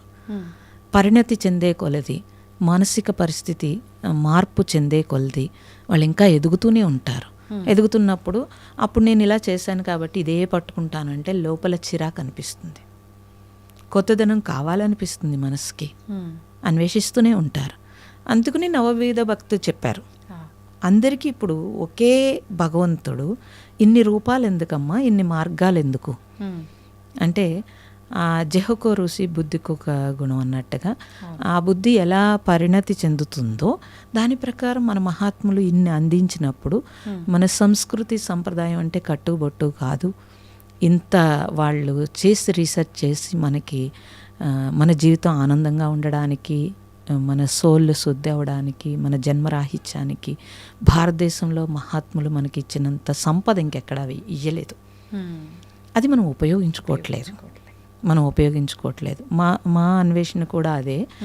నెక్స్ట్ జనరేషన్కి తెలియచేయాలి. తెలియట్లేదు. ప్రపంచ వ్యామోహమే తెలుస్తోంది తప్పించి వాళ్ళు పీస్గా ఉండి వాళ్ళు ప్రశాంతంగా వాళ్ళ జీవితాన్ని లీడ్ చేయటం అనేది, లేదంటే ఎంత ఐఐటీలు చదివి ఇంత గొప్పగా ఉండి అంత డాక్టర్స్ అంత అలా కష్టపడి అంత సూసైడ్ చేసుకోవడం ఏంటి? అటు పేరెంట్స్కి ఇటు వాళ్ళకి ఎంత ఇబ్బంది పడుతున్నారు అసలు. ఇప్పుడు వాళ్ళు ఒక పిల్లలు మనం వెళ్ళిపోతే పర్వాలేదు, కానీ ఒక పిల్లలు వెళ్ళిపోతే జీవితాంతం ఆ పేరెంట్స్ జీవచ్చే వల్ల ఉంటారు. ఎంత డబ్బున్నా ఏమున్నా సరే వాళ్ళకి ఏమి ఆనందం ఉంటుందండి లైఫ్లో. అప్పుడు మన పాత్ర పోషణ ఎంత ఇబ్బంది పెట్టి ఎంత బాధ పెడుతున్నాము అసలు. ఇది తెలియాలి అసలు అని. ప్రణవాశ్రమం అంటే అది ఓంకారము. ఓంకారాన్ని ఆశ్రయించటం అని అంటే ప్రశాంతతని ఆశ్రయించడం అని అర్థం.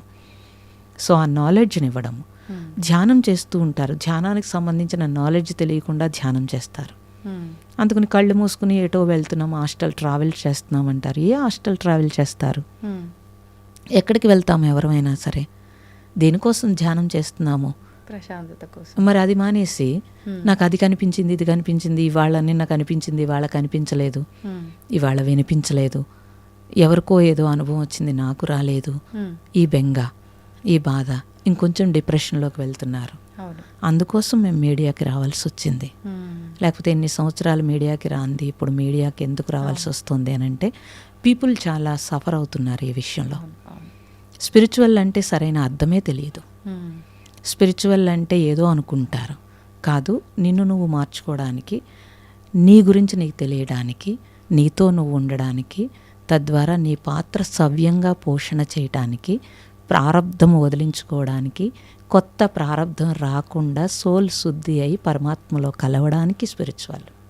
అంటే ఇప్పుడు మనకు గత జన్మ కర్మ ఉండబట్టి, అంటే కొంతమంది వాదిస్తుంటారమ్మా మొండిగా, ఏం చేసినా వేస్ట్లే, ఆల్రెడీ నేను ఏది గత జన్మలో చేసుకున్నానో దాని ఫలితమే ఇప్పుడు అనుభవిస్తున్నానంట, నేను ఇప్పుడు కొత్తగా ఏమన్నా చేసినా మారేది ఏమీ లేదు, నాకు ఎలా రాసి పెట్టిందో అలానే జరుగుతుంది, అలా మాట్లాడతారు. మరి అలాంటి వాళ్ళని మనం అసలు మార్చగలమా? నిజంగా ఆ ఉద్దేశంతో ఉన్నవాళ్ళు ఇలా మీరు చెప్పిన ఈ ప్రణాళిక, ఈ సాధన, ఇవన్నిటి వల్ల వచ్చే జన్మలో వాళ్ళకి మంచి జరుగుతుందా? లేదు అంటే ఆ గత జన్మ కర్మలు తగ్గించుకొని ఇప్పుడు కూడా మంచిగా ఉండే అవకాశం ఉంటుందా? ఇప్పుడు ఎప్పుడైతే గత జన్మ జరిగిందే జరుగుతుంది కాబట్టి నేనేం చేయక్కర్లేదు అన్నప్పుడు, ఇప్పుడు నేను నడుస్తుంటే నా మెళ్ళో గొలుసు ఎవరో తీసేసుకుంటున్నారు అనుకోండి, ఓకే గత జన్మలో ఎవరిదో దొబ్బేస్తుంటాను, ఇప్పుడు వాడు తీసుకెళ్తున్నాడు అని ఊరుకోగలుగుతారా? అస్సలు ఊరుకో. మరి పిల్లలు ఏదన్నా చేస్తే ఊరుకోగలుగుతున్నారా? లేదు. మరి అక్కడ చెప్పొచ్చు కదా ఈ సమాధానం. అక్కడెందుకు చెప్పట్లేదు?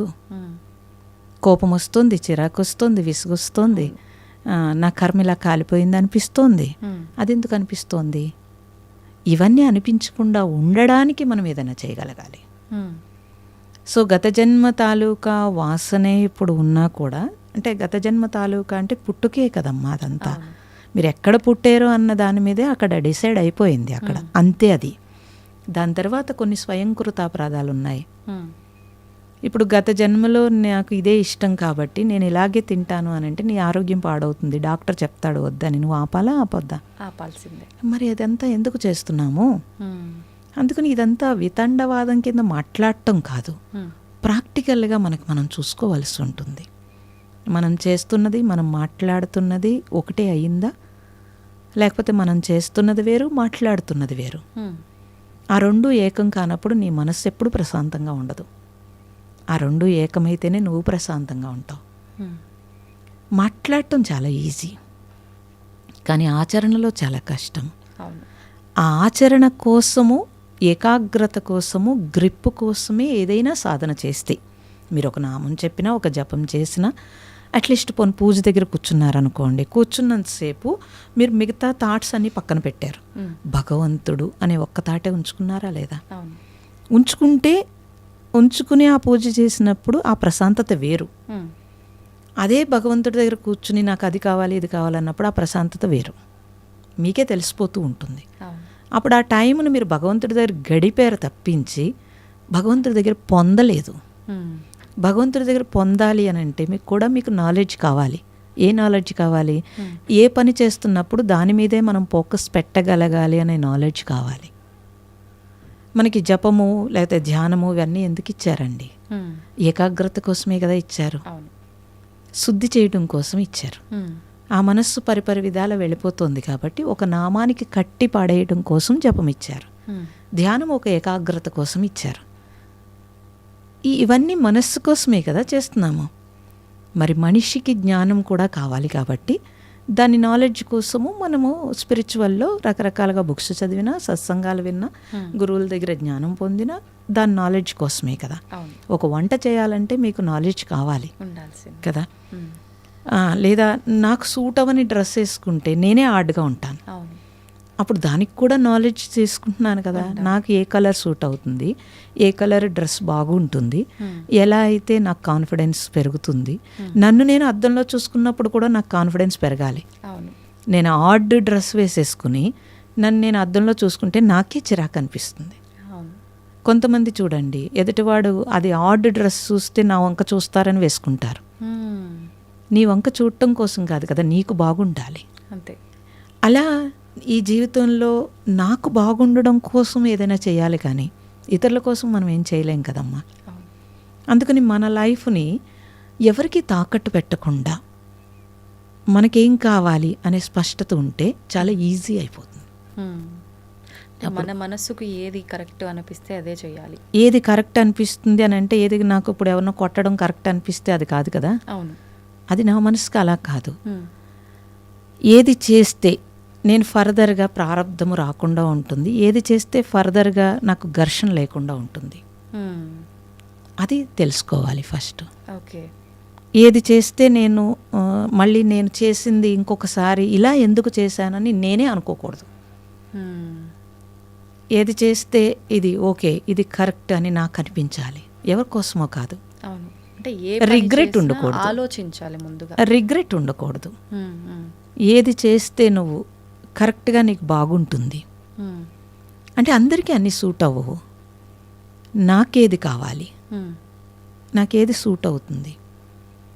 ఇప్పుడు ఎవరిని పిల్లల్ని పెంచాలన్నా పక్కవాడు ఏదో చేస్తుంటే అలా పెంచుతాం మనం. అలా కాదు కదా, వాడికేం కావాలి, వాడి ద్వారా మనమేమి చేయాలనుకుంటున్నాము, ఇది తెలిసిన పేరెంట్ కరెక్ట్గా పేరెంటింగ్ కరెక్ట్గా ఉంటుంది. అది తెలియకుండా పక్క వాళ్ళు ఏదో చేస్తుంటే మనం ప్రెజర్ పెడితే కనుక అప్పుడు ఆ బిడ్డ రేపు రొద్దుటే మనల్ని తిడతాడు. నీ ఇష్ట ప్రకారం నన్ను రుద్దేవని చెప్తాడు. కానీ ఇప్పటి పిల్లలు కూడా అలానే ఉన్నారు కదమ్మా, పక్కన వాళ్ళతో పోల్చుకొని. మరి మనం నేర్పిందే కదమ్మా, మనం నేర్పిందే కదా, ఇదంతా మనం నేర్పిందే కదా. వాడికి ఏం తెలీదు. మీరు జీన్ ప్యాంట్ వేస్తారు, వేస్తే వాడికి అసలు జీన్ ప్యాంట్ అంటే తెలుసా? 1 year 2 yearsకి వాడికి తెలుసా? అసలు తెలియదు.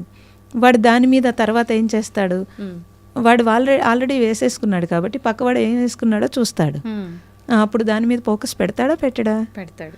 మరి మన పెద్దవాళ్ళు అలా చేశారా? మీకేం కావాలో అది ఇవ్వలేదు వాళ్ళు. వాళ్ళు ఏమి ఇచ్చారో అది తీసుకున్నారు మీరు. అందుకే మీ పెద్దల పట్ల మీకు రెస్పెక్ట్ ఉంది. ఎప్పుడూ కూడా మీకు వాళ్ళు కాన్ఫిడెన్స్ పెంచేటట్టుగా పెంచారు. మీ పని మీరే చేసుకున్నట్టు చేశారు, అందివ్వలేదు. అందుకు మనం మన పని మనమే చేసుకుంటున్నప్పుడు మనకి సాటిస్ఫాక్షన్ ఉంది. మీరు అందిస్తున్నప్పుడు వాడికి సాటిస్ఫాక్షన్ లేదు. అందుకు పిల్లలు తిరగబడుతున్నారు. అంటే ఇప్పుడు ప్రస్తుతం జరుగుతున్న పిల్లల విషయంలో జరిగే పొరపాట్లకి పిల్లల తప్పేమీ లేదు, పెద్దవాళ్ళ ఆలోచన విధానం కరెక్ట్గా, పేరెంటింగ్ కరెక్ట్గా లేకపోవడం వల్లే అనుకోవచ్చామా? అయితే ఇది అంటే అలా అంటే మరి పెద్దవాళ్ళు అందరూ తిట్టుకుంటారు. కానీ నేను చూసిన ప్రపంచంలో చూస్తే కనుక సొసైటీ నుంచి వచ్చే ప్రభావం కొంత ఉంటుందండి, పేరెంట్స్ నుంచి కూడా కొంత ఉంటుంది. పేరెంట్స్ నుంచి కరెక్ట్గా ఉంటే సొసైటీలో వాడు ఏదైనా అంటించుకున్నా కూడా మళ్ళీ వాడు వదిలేయగలుగుతాడు. సొసైటీ పేరెంట్స్ 2 ఒకేలా ఉంటే కనుక వాడు వదలలేడు. ఎందుకంటే పరిసరాల్లో అదే నేర్చుకున్నాడు, సొసైటీలో కూడా అదే ఉంది. అప్పుడు వాడు ఎలా నేర్చుకుంటాడు చెప్పండి? మా గురువు గారు IPS సెలెక్ట్ అయ్యి ఆయన సద్బ్రాహ్మలు చక్కగా ఇంట్లో మంత్రము, సాంస్క్రిట్ అన్నీ చదువుకున్నారు. కానీ IPS సెలెక్ట్ అయ్యి కూడా అక్కడికి వెళ్ళిన తర్వాత వెనక పిలక తీయాలని చెప్పి IPS వదిలేసి వచ్చారు. వచ్చి ఆయన చక్కగా కెమిస్ట్రీలో చక్కగా టాప్లోకి వచ్చి మళ్ళీ వేరే జాబ్ చేసుకున్నారు. అయితే అందరూ అదేంటి పిచ్చి అది అంటారు, కానీ అలా కాదు. అంటే వారి ఏదైతే సాంప్రదాయాలు, ఏదైతే ఆచారాలని- నేర్చుకున్నారో దాని మీద వాళ్ళ సాటిస్ఫాక్షన్ అది. మ్మ్. అది పేరెంట్స్ దగ్గర నుంచి ఆ నిజాయితీ నేర్చుకున్నారు కాబట్టి అది చేశారు. మ్మ్. నేను ఇప్పుడే మద్రాసు నుంచి ఎక్కడి నుంచో వస్తున్నాను. మ్మ్. ఆ పిల్లలు ఐఐటిలో టాప్లో చదివారు. కానీ వాళ్ళు బయట సొసైటీలా లేకుండా భార్యాభర్తలు ఇద్దరూ కూడా చక్కగా వాళ్ళు కావాల్సి వచ్చినట్టు ఉన్నారు. మ్మ్. నేను అడిగాను, ఎందుకు మరి సొసైటీ అంతా ఇలా ఉంది, మీరు ఇంత టాప్లో చదువుకున్నారు, అంత సొసైటీ చూశారు అని అంటే, మాకేం కావాలో మాకు స్పష్టత ఉంది, సొసైటీ ప్రకారం పరిగెట్టే పరిస్థితి మాకు వద్దు అనుకున్నాం కాబట్టి మేము దూరంగా ఉన్నామన్నారు. మ్మ్. నేను అప్పుడు వాళ్ళ బ్యాక్గ్రౌండ్ చూస్తే పేరెంటింగ్ అలా ఉంది, మ్మ్. వాల్యూస్తో కూడుకున్న జీవితం పేరెంటింగ్ చేశారు వాళ్ళు. చేస్తే ఆ పిల్లలు చక్కగా ఉన్నారు. మ్మ్. ఇంత మంచి సొసైటీలో కూడా, అంటే ఇంత మోడర్న్ సొసైటీలో కూడా వాళ్ళు హ్యాపీగా ఉన్నారు. అలా చాలా బిజీ లైఫ్ లీడ్ చేస్తున్నారు. మ్మ్. ఇంటికి వచ్చేటప్పటికి చాలా హ్యాపీగా ఉన్నారు ఇద్దరు. అమ్మ, ఒక చిన్న క్వశ్చన్, మీరు తప్పుగా అనుకోవద్దు. అంటే ఇప్పుడు మనం పెంచే విధానము, మనం పిల్లలకు ఆ విలువలు అవన్నీ నేర్పించకపోవటం వల్లే కరెక్ట్గా ఇలా ఉంది అని, అది వాస్తవం, ఒప్పుకుంటా. కానీ కొన్ని సందర్భాల్లో చాలా విలేజెస్ అలాంటి వాటి దగ్గర పేరెంట్స్కి అసలు ఏ నాలెడ్జ్ తెలీదు. వాళ్ళు పొద్దున్న లేస్తే ఇంత వండుకొని తిన్నామా, వాళ్ళ పనికి వాళ్ళు కూలి పనికి వెళ్ళామా వచ్చామా తప్ప పిల్లల విషయంలో ఏమి పట్టించుకోరు. అలా ఉన్న కుటుంబాల నుంచి, గ్రామాల నుంచి వచ్చిన వాళ్ళు కూడా ఎన్నో విలువలతో ఉన్నారు. మరి అట్లా ఎలా జరుగుతుందంటారు? సంస్కారం అండి, పుట్టుకతో సంస్కార బలం ఉంటుంది. ఆ సంస్కార బలంలో 25% పేరెంట్స్ నుంచి నేర్చుకుంటే, 25% సొసైటీ నుంచి నేర్చుకుంటే 50% వాడి సంస్కారం ఉంటుంది. ఆ సంస్కారంలో ఒక చెడు ఉందనుకోండి, ఆ చెడులో పేరెంటింగ్ కూడా చెడు ఉందనుకోండి, వాడు 50% చెడులో 75% చెడు వస్తుంది. అవును. సొసైటీలో చెడు 100% చెడు వస్తుంది. ఆ సంస్కారంలో 50% మంచి ఉంది. పేరెంటింగ్లో 25% చెడు ఉంది. సొసైటీలో 25% మంచి తీసుకున్నాడు అనుకోండి, 75% మంచి, 25% చెడే తీసుకుంటాడు. అప్పుడు వాడు ఆలోచించుకుంటాడు ఎదిగిన తర్వాత.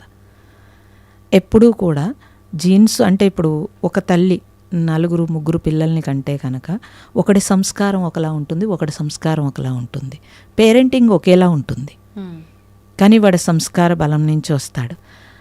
ఎప్పుడైతే వాడి పేరెంటింగ్ అందరికీ ఒకేలా ఉన్నా సొసైటీలో వాడు ఏ గుణముందో అది తీసుకున్నాడు అని అంటే తప్పనిసరిగా వాడు మారుతాడు. వీళ్ళు ఏమంటున్నారు, హాస్టల్కి వెళ్ళి మా పిల్లోడు చెడిపోయాడు అంటారు. అదే హాస్టల్కి వెళ్ళి మంచిగా వచ్చిన పిల్లలు ఉన్నారు. అదే హాస్టల్లో ఎందుకు చెడిపోయాడంటే వాడి గుణం ఎలా ఉందో అలాంటి ఫ్రెండ్స్నే లీడ్ చేసుకుంటాడు, అలాంటి ఫ్రెండ్స్నే తీసుకుంటాడు. అందుకని ఫస్ట్ పేరెంట్స్ కంపల్సరీ వాల్యూస్ పూర్వం మరి ఇచ్చారు కాబట్టి సొసైటీ అంతా కూడా వాల్యూస్తో ఉంది.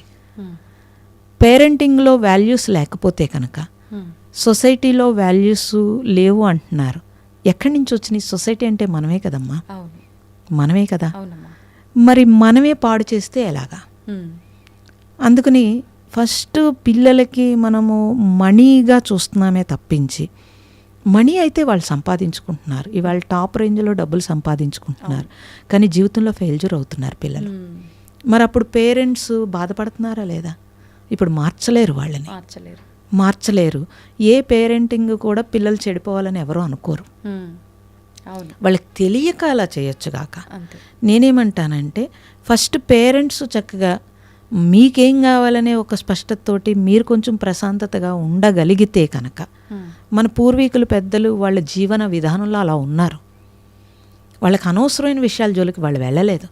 మనం వెళ్తున్నాం, 60 ఏళ్ళు వచ్చినా తలకి రంగేసుకుని పెళ్ళికి వెళ్ళాలి, 70 ఏళ్ళు వచ్చినా నువ్వు కిట్టి పార్టీకి వెళ్ళాలి. ఎందుకు వెళ్ళాలి? నువ్వు వెళ్తే ఏదో ఆనందం, అక్కడ ఏం ఆనందం ఉంది?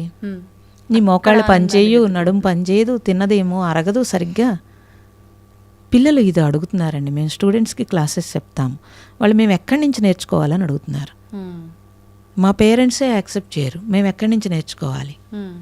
మేము ఓంకారము యూనివర్సల్ శబ్దం అనంటే, నన్ను ఈ డ్రెస్ చూసి చదువు అదివరకు యాక్సెప్ట్ చేశారు పిల్లలు, ఇప్పుడు ఈ డ్రెస్ చూసి క్రిస్టియన్స్ యాక్సెప్ట్ చేయరు, ముస్లిమ్స్ యాక్సెప్ట్ చేయరు. నేను క్వశ్చన్ చేస్తున్నాను, ఇప్పుడు మీరు మేము అందరం పలికేది ఒకే శబ్దం కదా. మేము ఆ ఓం అంటున్నాము, మీరు అల్లాహూమ్ అంటున్నారు, మీరు ఆమెన్ అంటున్నారు. అకార ఉకార మకారముల కలయిక ఓం అయితే అందరూ అదే శబ్దం పలుకుతున్నాం కదా, మరి ఎలా వేరు అంటారు అని అంటే, మాకు మొదటి నుంచి అదే నేర్పారు. నువ్వు ప్రసాదం తినకు, నువ్వు హిందూతో ఉండకు, వాడు వేరు మేము వేరు అని. ఇప్పుడు నేను ఇంటికి వెళ్ళి ఓం అన్నానంటే వాళ్ళకి ఎక్స్ప్లెయిన్ చేయలేను, ఒప్పుకోరు అని చెప్తున్నారు. అంటే ఎక్కడ ఇది బీజం వేస్తున్నారు చెప్పండి? చిన్నప్పటి నుంచి అది ఏం బీజాలు అసలు? ఇవన్నీ చూస్తున్నప్పుడు తెలుస్తోంది. ఇప్పుడు రేపొద్దుట వాడు వాల్యూస్ లేకుండా పెరిగితే కనుక తప్పనిసరిగా వాడి లైఫ్లో వాల్యూస్ లేనప్పుడు వాళ్ళ పిల్లల్ని కూడా అలాగే పెంచుతారు. మన పేరెంట్స్ చదువుకోపోయినా వాళ్ళ వాల్యూస్కి ఇంపార్టెన్స్ ఇచ్చారు, ధర్మానికి ఇంపార్టెన్స్ ఇచ్చారు కాబట్టి వాళ్ళు ప్రశాంతంగా జీవించారు, ఎక్కడ అనారోగ్యం లేకుండా జీవించారు. ఒకవేళ అనారోగ్యం వచ్చినా వాళ్ళు భయపడలేదు, తట్టుకోగలిగారు. మనం తట్టుకోగలుగుతామమ్మా? వెంటనే భయం, తట్టుకోలేం మనం. మరి భయం వేస్తోంది. మీకు డబ్బు ఉంటుంది, ఇంత ఇన్సూరెన్స్ ఉంటుంది, పక్కనే హాస్పిటల్ ఉంటుంది, మీరు ధైర్యంగా పడుకోగలుగుతున్నారా? లేదు. ధైర్యంగా తినగలుగుతున్నారా? వాళ్ళు ఇంతంత కుంభాలు అన్నం తిన్నారు, చాలా ప్రశాంతంగా ఉన్నారు. మీరు గట్టిగా పార్టీకి వెళ్ళి ఇంత తినాలంటే భయపడతారు మళ్ళీ.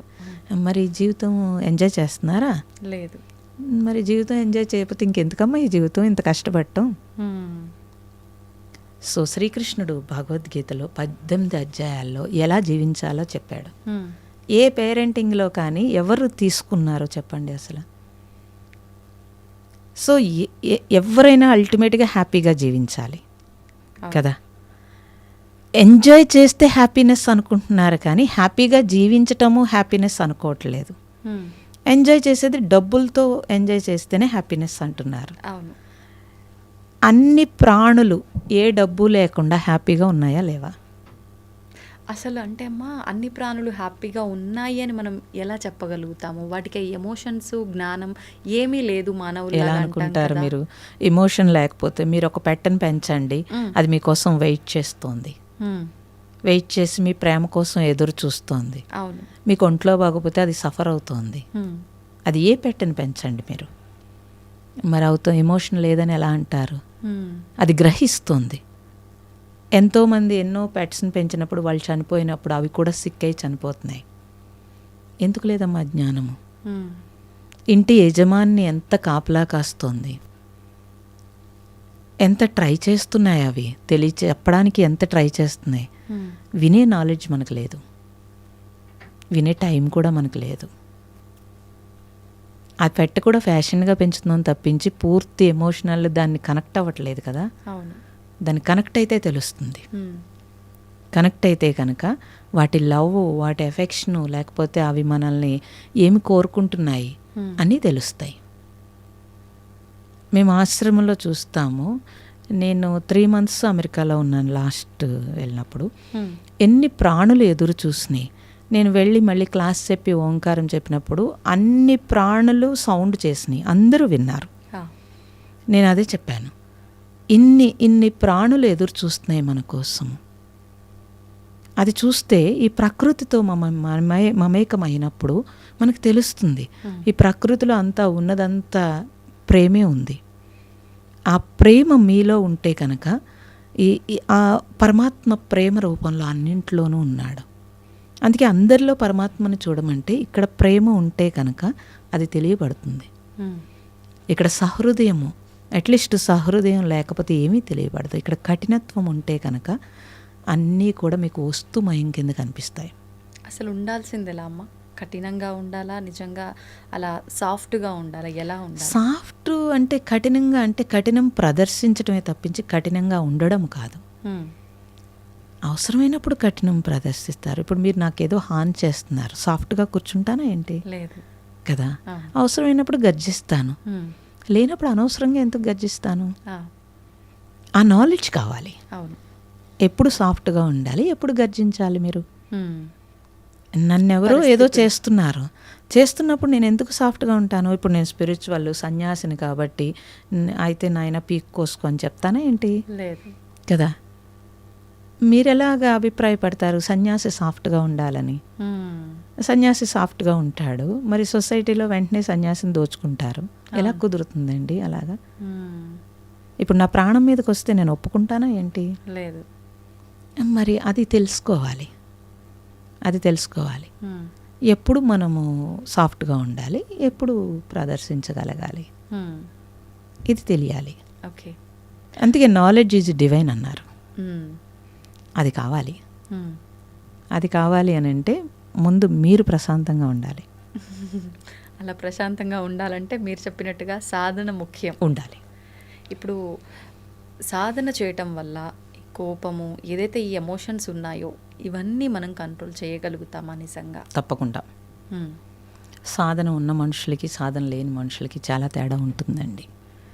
ఒకవేళ వాళ్ళు ఎంత కోపం ఉన్నా, ఎంత అగ్రెసివ్ అయినా సాధన చేసినప్పటికీ మనకే తెలిసిపోతూ ఉంటారు. చాలా కంట్రోల్ అవుతాయి. మహాత్ములు ఎవరు పిచ్చోళ్ళు కాదమ్మా. అన్నీ వదులుకుని సాధన చేయటానికి మనం తెలివైన వాళ్ళము కాదు. అవును. నిజం చెప్పాలనంటే వాళ్ళు ఎందుకు సాధన చేశారు? మరి ఎంతోమంది ఎన్నో వదులుకుని సాధన చేశారు. ఎందుకు చేశారు వాళ్ళు? అది చూస్తే మనకు తెలిసిపోతుంది. ఆ గ్రిప్ కోసం వాళ్ళు చేశారు. ఏమున్నా ఏమి లేకపోయినా హ్యాపీగా జీవించారు. ఇప్పటికీ మీకు హిమాలయాల్లో అన్ని చోట్ల ఏమీ లేకుండా ఒక్క సంకల్పంతో అన్ని కాళ్ళ దగ్గరికి వచ్చేటట్టు ఉన్నాయి. ఎలా? వాళ్ళందరూ వాళ్ళ సాధన గ్రిప్పే కదా. మీరు ఇప్పుడు మొన్న దీన్ని బట్టి చూస్తే అఘోరీలో ఎంతోమంది నాగసాధువులు ఎంతోమంది ఎక్కడి నుంచి వచ్చారు, ఎక్కడి నుంచి వెళ్ళారు, వాళ్ళందరూ ఉట్టప్పుడు మీకు ఎందుకు కనిపించట్లేదు?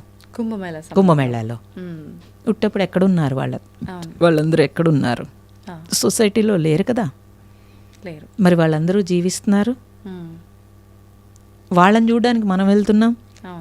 ఇంత నాగరికంగా ఉండి ఇంత డెవలప్మెంట్ ఉండి మనం వాళ్ళని తెలుసుకోవడానికి వెళ్తున్నాం కదండి. అంటే అందరికీ కోరిక ఉంది, చేయలేకపోతున్నారేమో తప్పించి అందరికీ ఉంటుందమ్మా. అంటే మనిషిగా జన్మించాము అంటే ఇవి అన్నీ అనుభవించాల్సిందే. మళ్ళీ జన్మ ఉంటుందో లేదో, మీరు అన్నట్టు ఇందాక ఒక ఇల్లు, ఒక కారు, అనుభవించండి, ఇవి ఉండాలి.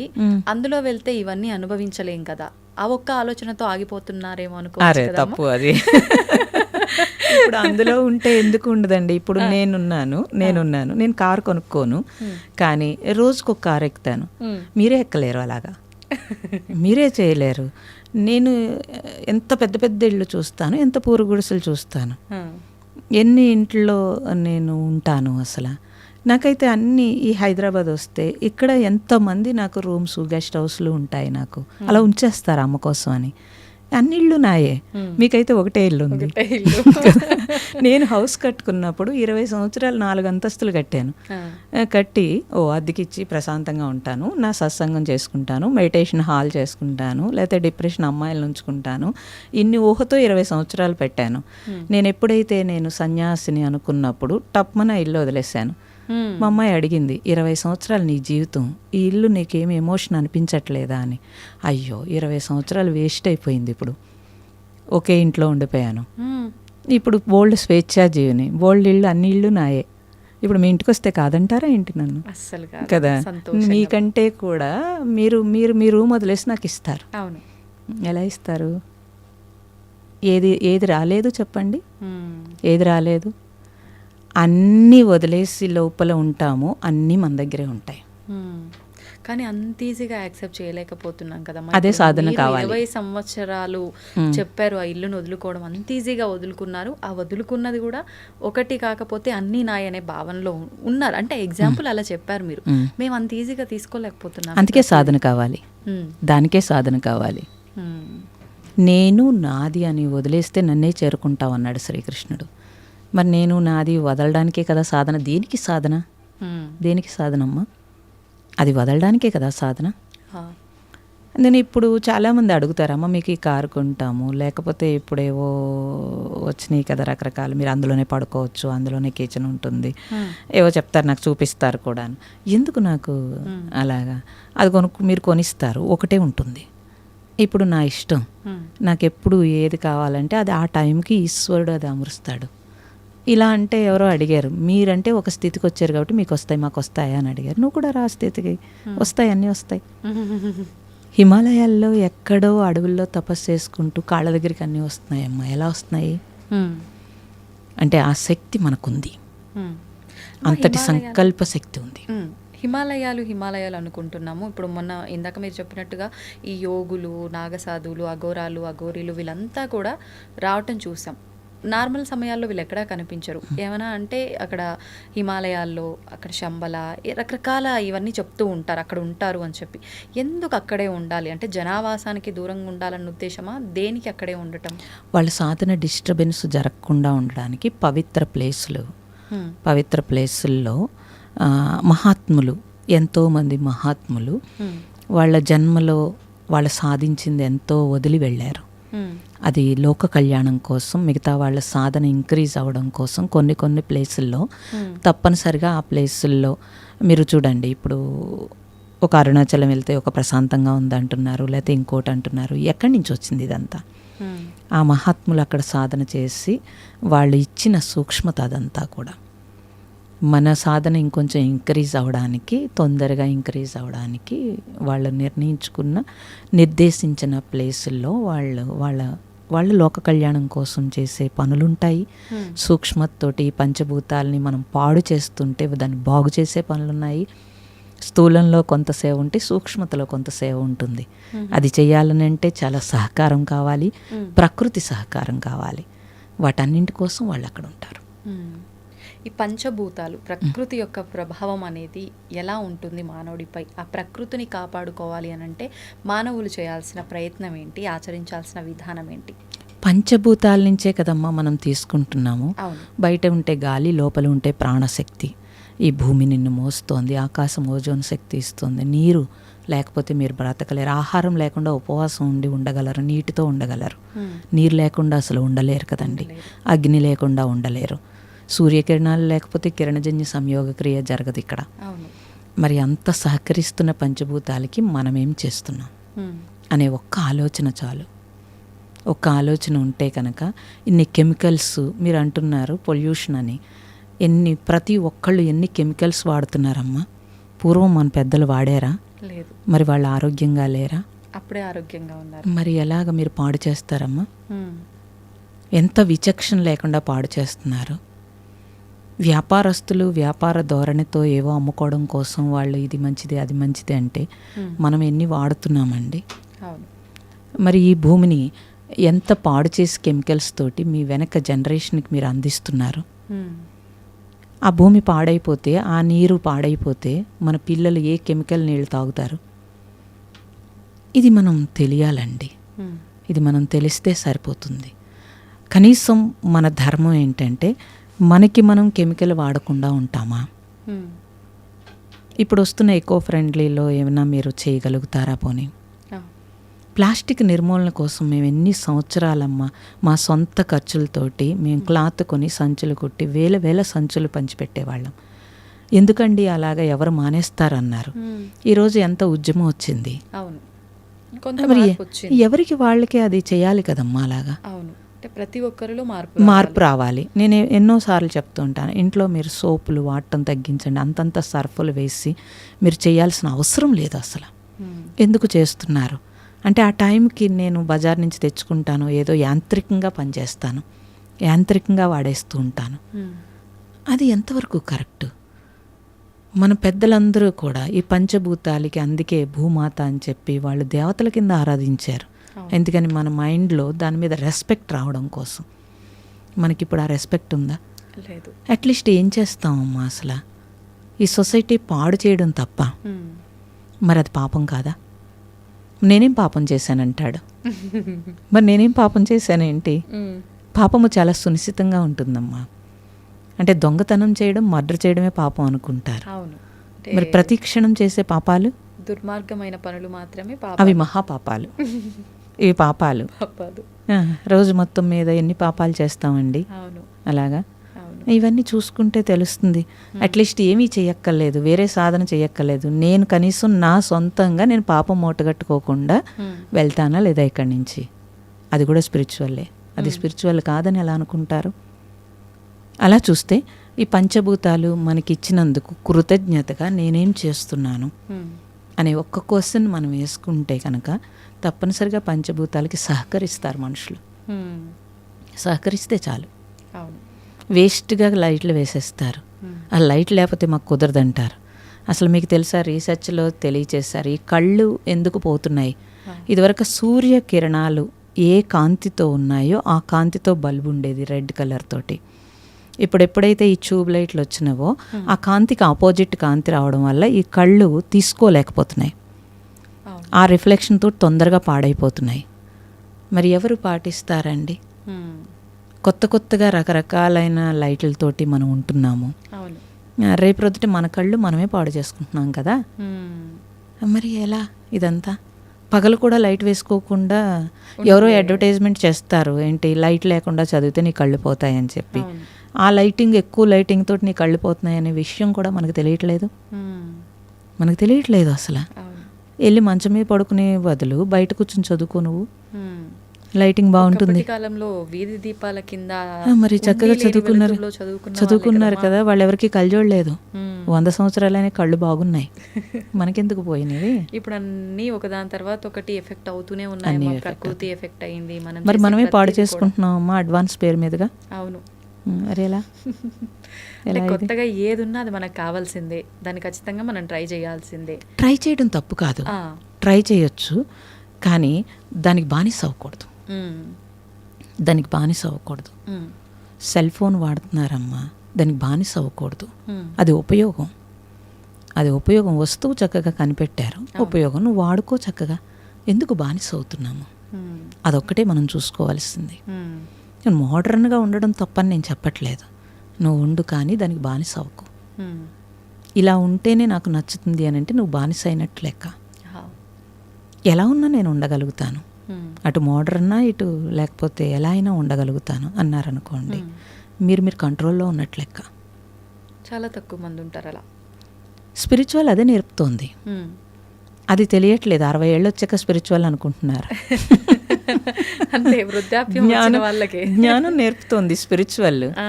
సో ఆ జ్ఞానం నేర్చుకోవడం మానేసి అదేదో వృద్ధాప్యంలో భగవంతుడు అనుకుంటున్నారు, అది తప్పు అంటున్నాను నేను. నువ్వు పూజ చేస్తే నీకు మనశ్శాంతిగా ఉంటుంది, దానికి చేయమన్నారు.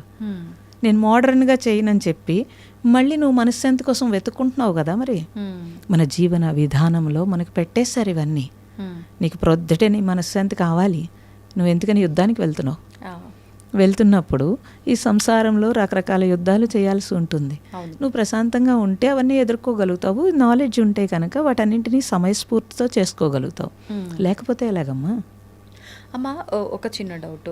ఇప్పుడు ప్రస్తుతం మనకు ఆధ్యాత్మికత గురించి, సనాతన ధర్మం గురించి, వీటన్నిటి గురించి, సాధన గురించి అయితేనేంటి, వీటి గురించి మనం ఎంత ఎక్కువగా వింటున్నామో మీడియా ద్వారా, అంత ఎక్కువగా ఇది చేస్తేనే ఇలా ఉంటాము, అది చేస్తేనే అలా ఉంటాము, అసలు మనము ఉన్నదానికి అర్థం ఇది, దీన్ని మనం తెలుసుకోవాలి, ఇలాంటివన్నీ కూడా రేజ్ అవుతున్నాయి, బయటకు వస్తున్నాయి.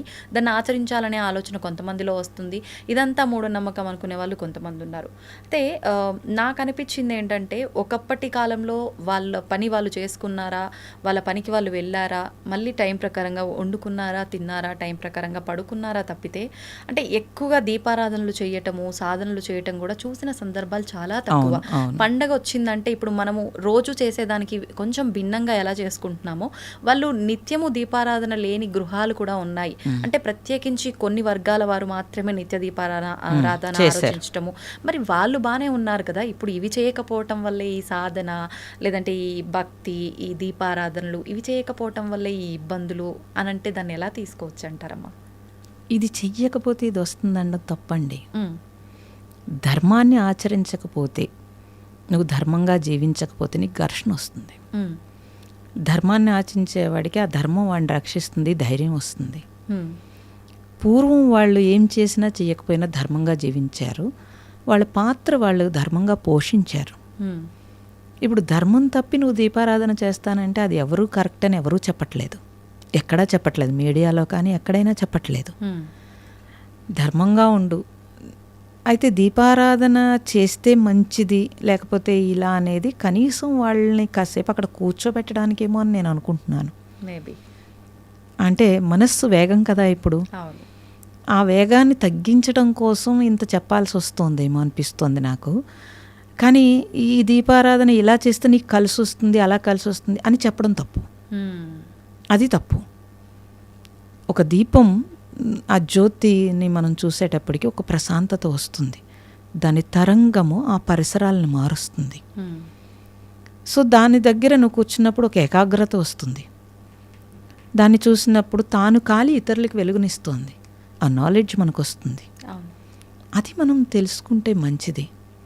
అది మానేసి మనం చేస్తే అది కరెక్ట్గా వెళ్ళదు. సో సోషల్ మీడియా తీసుకుని ఎన్నని పాటించాలి అని క్వశ్చన్ అడుగుతారు చాలామంది. అంటే ఎవరికి తోచింది వాళ్ళు చెప్తున్నారు. ఏది వాస్తవం, మేము ఏది ఆచరించాలి, మీకేం కావాలి అది తెలుసుకోమంటాను ఫస్ట్. ఇప్పుడు మనం ఒక బుఫేకి వెళ్ళామనుకోండి, బోల్డ్ ఉంటాయి, అన్నీ తినలేం కదమ్మా. వెళ్ళి మనకేం కావాలనేది మన ప్లేట్లో మనం చూన్ చేసుకుంటున్నాం కదా. అలాగే సొసైటీలో అనేక రకాలు ఉంటాయి. మనకేం కావాలి ఫస్ట్, ఇది మనం చూన్ చేసుకుంటే సుఖపడతాం మనం. అది లేకపోతే కనుక కన్ఫ్యూజ్ అయిపోతారు. అందుకని మంచిది, అన్ని రకాలు వస్తాయి, కానీ నీకేం కావాలో తెలుసుకుని అప్పుడు దాన్నే చూన్ చేసుకుని నువ్వు ప్రయాణం చేయడం అనేది కరెక్ట్ పద్ధతి. అనేక రకాలు ఉండొచ్చు కాక, కానీ అవన్నీ మనకు అవసరం లేదు కదా. మనకేం కావాలి అది మనం తీసుకోవాలి ఫస్ట్. అలాగే ప్రయాణం చేస్తే సుఖంగా వెళ్తారు ఎవరైనా సరే. తెమ్మా, ఇప్పుడు ప్రతి ఒక్కరం కూడా మీరు చెప్పినట్టుగా ఆ సుఖమైన, సంతోషమైన ప్రతిదీ వాళ్ళలో వాళ్ళు వెతుక్కోవడం పక్కన పెట్టి భౌతికమైన విషయాలపైన, మనుషులపైన, భౌతికమైన వస్తువులపైన, వీటిపైనే సంతోషాన్ని కానీ ఆ సుఖాన్ని కానీ ఉంది అని చెప్పి భావిస్తున్నాం. ఆ ఆలోచన నుంచి ఎలా బయటికి వస్తామంటారు? అది టెంపరరీ అని తెలుస్తూ ఉంటుందమ్మా మనకి ఎలాగోను. అవును, తెలిసినప్పుడు అట్లీస్ట్ ఈ భౌతిక సుఖం వాళ్ళకి కూడా తెలుస్తూ ఉంటుంది. ఇది కాదని అందుకే బోరు కొట్టేస్తుంది. అవును, బోరు కొట్టి వస్తువులను మారుస్తున్నారు, బోరు కొట్టి మనుషులను మారుస్తున్నారు, బట్టలు మారుస్తున్నారు, అన్నీ మారుస్తున్నారు కదా. అంటే బోర్ కొడుతోంది కాబట్టి అది చూసుకున్నప్పుడు ఏది మనకి సుఖాన్ని ఇస్తోంది, ఇది టెంపరరీ కదా. పర్మనెంట్ ఏది? ఇప్పుడు అద్దెంట్లో ఉంటూ ఉంటారు, పర్మనెంట్ ఇల్లు కట్టుకోవాలని మీకు ఎందుకు అనిపిస్తోంది? ఇంకా తిరగలేము, ఇలా కాదు, ఇది ఈ ఇంట్లో ఉంటూ ఉంటే ఏవో ఇబ్బందులు వస్తాయి, లేకపోతే ఏదో వస్తుంది, మనకంటూ ఒక పర్మనెంట్ కావాలనిపిస్తుంది. అలా మనిషి తప్పనిసరిగా అన్ని ప్రాణుల్లోంచి వచ్చి ఈ మానవ జన్మలో ఆ జ్ఞానము, ఆ సోల్ వెతుక్కుంటోంది ఒక పర్మనెంట్ కోసం. ఇంకా అస్తమాను పుట్టి సచ్చి గోల నాకు వద్దురా నాయన, జ్ఞానం ఉన్న జన్మకు వచ్చావు నువ్వు, చక్కగా అలా ఉండమని లోపల సోల్ ఘోషిస్తోంది. అది వినగలిగితే కనుక, దానివైపు వెళ్ళగలిగితే కనుక, మీరేమీ ఎత్తుక్కోకలేదు, దానివైపు వెళ్ళగలిగితే మీ సోల్ ఏం చెప్తుందో అది మీరు వినగలిగితే కరెక్ట్గా జర్నీ చేస్తారు. అది అన్వేషిస్తోంది. ఎందుకనే ఇన్ని జన్మల నుంచి వచ్చింది కాబట్టి అట్లీస్ట్ మానవ జన్మలోనైనా సరే విడుదల కోసమే వచ్చింది ఈ జన్మకి. అది మీరు తెలుసుకోగలిగితే పాపం సోల్ని చాలా మనం ఇబ్బంది పెడుతున్నామని తెలుస్తుందమ్మా. అలా తెలిస్తే తప్పనిసరిగా వాళ్ళు అన్వేషిస్తారు, వెతుక్కుంటారు, వెతుక్కుని ఆ జర్నీ వైపు వెళ్తారు. ఫస్ట్ అందుకని ఆత్మోన్నతి, మీరన్న ఆత్మోన్నతి అంటే ఆత్మకి ఉన్నతి ఏంటండి? నేను ఆత్మ వైపు వెళ్ళడమే ఉన్నతి. ఉన్నది అది శక్తి, చైతన్యము, దానికి మళ్ళీ ఉన్నతి అక్కర్లేదు. అది ఉన్నతిగా ఉండడానికే మానవ జన్మకు వచ్చింది. కానీ నేను పక్కకి వెళుతున్నాను, అది మనం తెలుసుకున్నాం అనుకోండి, ఎప్పుడైతే ఆత్మ వైపు జర్నీ చేయటమే ఉన్నతి కింద లెక్క. అంటే మనం ఏది చేసినా కూడా బాహ్యంగా మనం ఏ రియాక్షన్స్ చూపిస్తున్నామో అది కాకుండా ఆత్మ ఆనందం, ఆత్మ సంతృప్తి, నీ సంతృప్తి అంటారు కదా, అది కలిగినప్పుడే అది నిజమైన ఆనందం అనిపిస్తుంది. అది ఇప్పుడు శాశ్వతంగా ఉంటుంది. అది శాశ్వతంగా ఉంటుంది. ఇప్పుడు మీకు ఏం చేసినా అసంతృప్తిగానే ఉంది. అవును, ఈ అసంతృప్తి ఎక్కడి నుంచి వస్తుంది అంటే మీరు రియల్గా వెళ్ళట్లేదు కాబట్టి అసంతృప్తి వస్తుంది. ఇప్పుడు కోరిక కూడా ఎక్కడి నుంచి పుడుతుందండి? అసంతృప్తి నుంచే పుడుతుంది. మీరు జాబ్ చదువుకోవడమే ముఖ్యం అనుకున్నారు, తర్వాత జాబ్ రావడమే ముఖ్యం అన్నారు, మళ్ళీ తర్వాత ప్రమోషన్ రావడమే ముఖ్యం అనుకున్నారు, మళ్ళీ ఆ ప్రమోషన్ నుంచి ఇంకొంచెం ప్రమోషన్ అలా వెళ్ళి రిటైర్ అయిపోయారు. రిటైర్ అయిపోయిన తర్వాత ఇప్పుడు ఏం చేస్తున్నారు? మళ్ళీ మీరు మళ్ళీ వెతుకుతున్నారు. ఏం వెతుకుతున్నారు? అప్పుడు రిటైర్ అయిపోయాను కాబట్టి ఇప్పుడు నేను స్పిరిచువల్లోకి వెళ్తాను. వెతుకుతున్నారా? వెతకట్లేదా? వెతుకుతున్నారు. అంటే ఇంకా ఆగలేదు కదండి. ఆగలేదు. అవును. అంటే ఆఖరి నిమిషం వరకు కూడా ఏదో ఒకటి తపన వెతుకుతున్నారు కదా, వెతుకుతూనే ఉంటాం. వెతుకుతున్నారు. అవును. అదే ఒక బ్రహ్మచారి అంటే స్పిరిచువల్లోకి వచ్చాడు, ఏదో చదువుకున్నాడు, కాదు నాకు ఇది కాదు జీవితం అని అన్వేషణ మొదలుపెట్టాడు. మొదలుపెట్టి పోనీ ఒక గురువు అయ్యాడు, లేకపోతే ఒక సాధువు అయ్యాడు, లేకపోతే ఒక ఆశ్రమంలో ఉన్నాడు అనుకుందాం. పోనీ ఇంక వాడు వెతకట్లేదు కదా, ఆగాడు అక్కడ. అవును. ఆగి తాను తెలుసుకున్నది బోధిస్తున్నాడో, లేకపోతే తాను తృప్తిగా ఉంటున్నాడో, లేకపోతే ఈ సొసైటీకి ఏదో సేవ చేస్తున్నాడో, లేదా సొసైటీ కాకపోతే సూక్ష్మతలో సేవ చేస్తున్నాడో, సెల్ఫ్ సాటిస్ఫాక్షన్తో జీవిస్తాడు మనీ లేకపోయినా. మరి ఎలా జీవించగలుగుతున్నారు? ఈ రెండింటికి తేడా తెలిస్తే ఇప్పుడు మేము కూడా జర్నీ స్టార్ట్ చేసాము. చదువుకోవాలి, లేకపోతే జాబ్ చేయాలి, లేకపోతే డబ్బులు సంపాదించాలి, ఇల్లు కట్టుకోవాలి అని. అందులో సాటిస్ఫాక్షన్ లేదు అని తెలిసినప్పుడు, ఈ జర్నీలోకి వచ్చినప్పుడు, ఇందులో సాటిస్ఫై అయినప్పుడు ఇక్కడ ఆగేమా లేదా? ఇంకా ఆగి అయ్యో మనం ఇంత కష్టపడ్డాము, ఎవరైనా ఇంత కష్టపడకుండా ఉండాలంటే మనకు తెలుసున్న విషయాన్ని తెలియచేస్తే సరిపోతుంది అనిపిస్తుంది. కొన్నాళ్ళకి ఇది కూడా అనిపించదు, కొన్నాళ్ళకి ఇది కూడా తగ్గిపోతుంది. తగ్గిపోతే కనుక మనకి మనము సాటిస్ఫాక్షన్గా ఉండడమే ఉంటుంది. ఆ భగవాన్ చెప్పాడు అదే ఉండడము అంటే. ఊరక ఉండడం అంటే ఖాళీగా ఉండడం అని కాదు, నువ్వు నీతో ఉండడం అని. నేను నాతో ఉండడం అనేది చాలా హ్యాపీనెస్ని ఇస్తుంది. మనుషులందరూ అన్నీ పెట్టుకుని వాళ్ళతో ఉండకుండా ఇబ్బంది పడుతున్నారు. అన్నీ ఉంటున్నాయి, ఎవరికి హ్యాపీనెస్ ఉంది చెప్పండి? లేదు.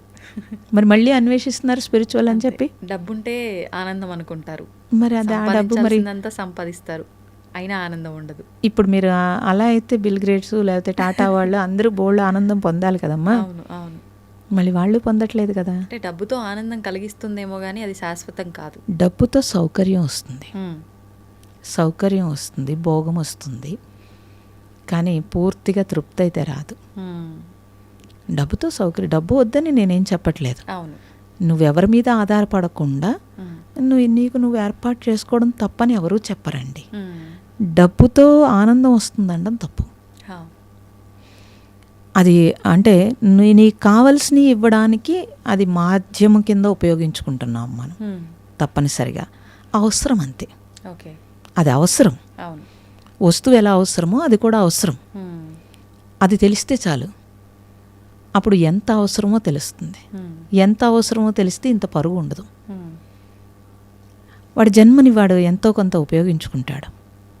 ఎంత అవసరమో తెలియకపోతే ఎప్పుడోకప్పుడు పరుగు పెట్టి అదంతా వదిలేసి వెళ్ళిపోవాల్సి వస్తుంది. అది ప్రాబ్లం వస్తుంది.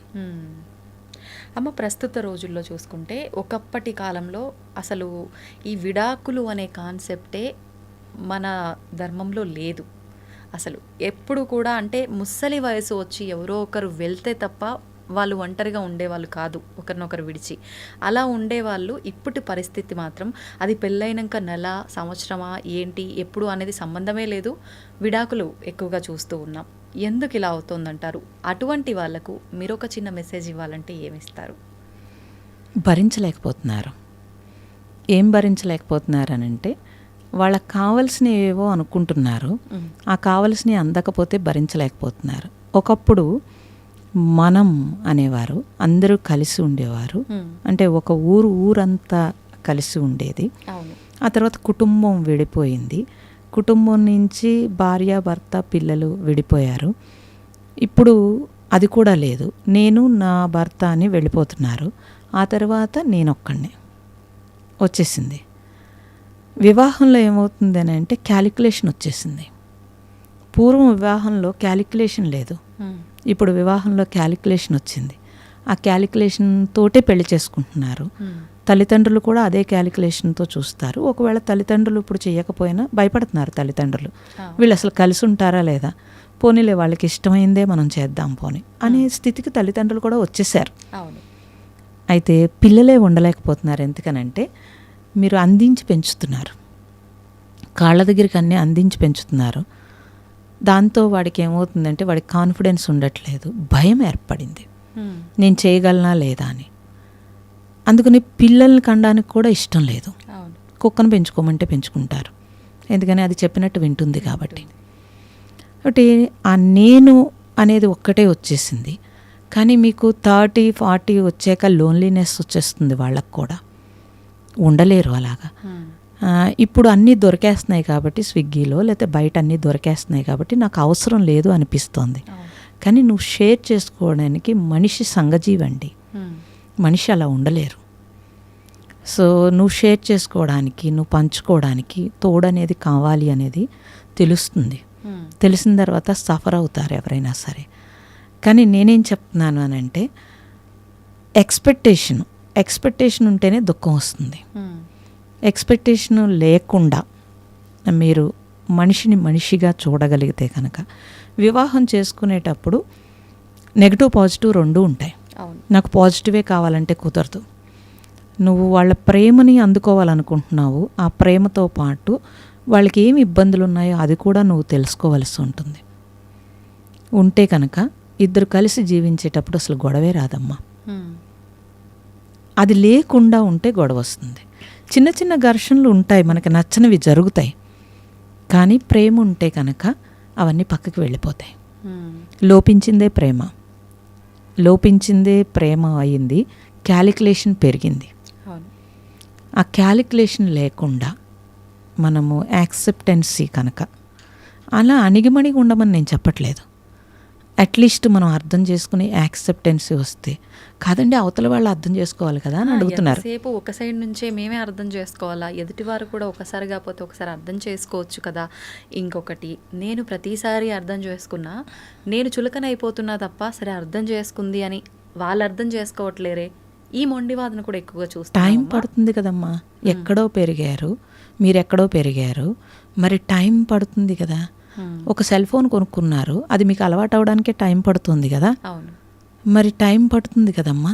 ఇదంతా కూడాను మన పిల్లలే మనల్ని అర్థం చేసుకోవడానికి టైం పడుతుంది. వాళ్ళ తల్లిదండ్రులు అయ్యాక కానీ తల్లిదండ్రులు నచ్చట్లేదు వాళ్ళకి.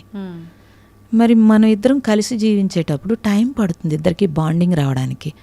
ఆ టైం నువ్వు ఇవ్వకపోతే ఎలాగా? కాలంలో ఆ టైం ఇవ్వకపోతే ఎలాగమ్మా? ఇవ్వడం మానేసి నువ్వు నాకు అక్కర్లేదనే పరిస్థితికి వచ్చేస్తే ఎలా అవుతుంది అది? పోనీ అక్కర్లేదు అంటున్నారు, సెకండ్ మ్యారేజ్ చేసుకున్నప్పుడు రాజీ పడుతున్నారు కదమ్మా.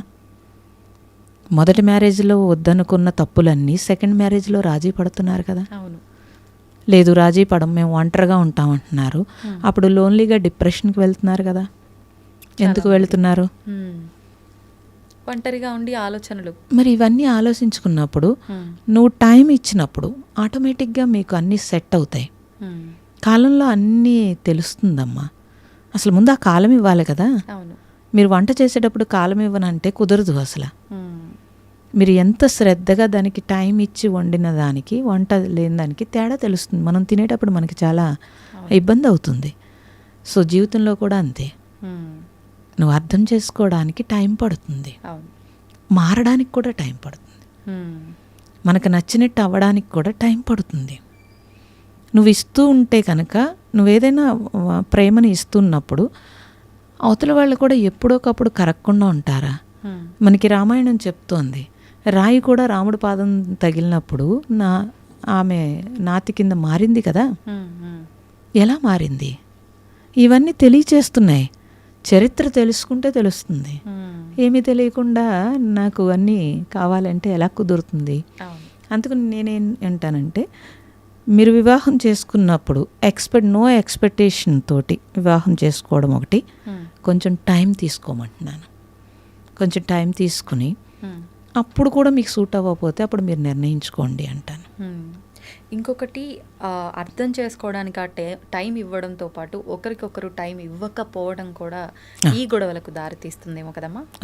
ఒకరికొకరు టైం ఇచ్చుకోకపోవడం ఒకటి. టైం అంటే తలకాయ సెల్ ఫోన్లో పెట్టుకుంటే ఎలా కుదురుతుందమ్మా? టైం లేదనడానికి లేదు. ఎవరి సెల్ వాళ్ళు పట్టుకుని కూర్చుంటే ఏం టైం ఇస్తారు? వాళ్ళ వంక ఏం చూస్తారు చెప్పండి. అంటే మీరు ఇందాక అన్నట్టు ఏది ప్రతి వస్తువు, ప్రతి సిచ్యువేషన్ బోరు కొట్టినట్టు మనిషి మాటలు కూడా బోరు కొట్టే పరిస్థితి వచ్చి, అంటే మొబైల్ చూస్తుంటే 1,00,000 ఉంటాయి అందులో. అంటే కొన్ని చూస్తే నవ్వుతాము, కొన్ని చూస్తే ఇంకేదో, ఇంకొన్ని చూస్తే ఇంకేదో.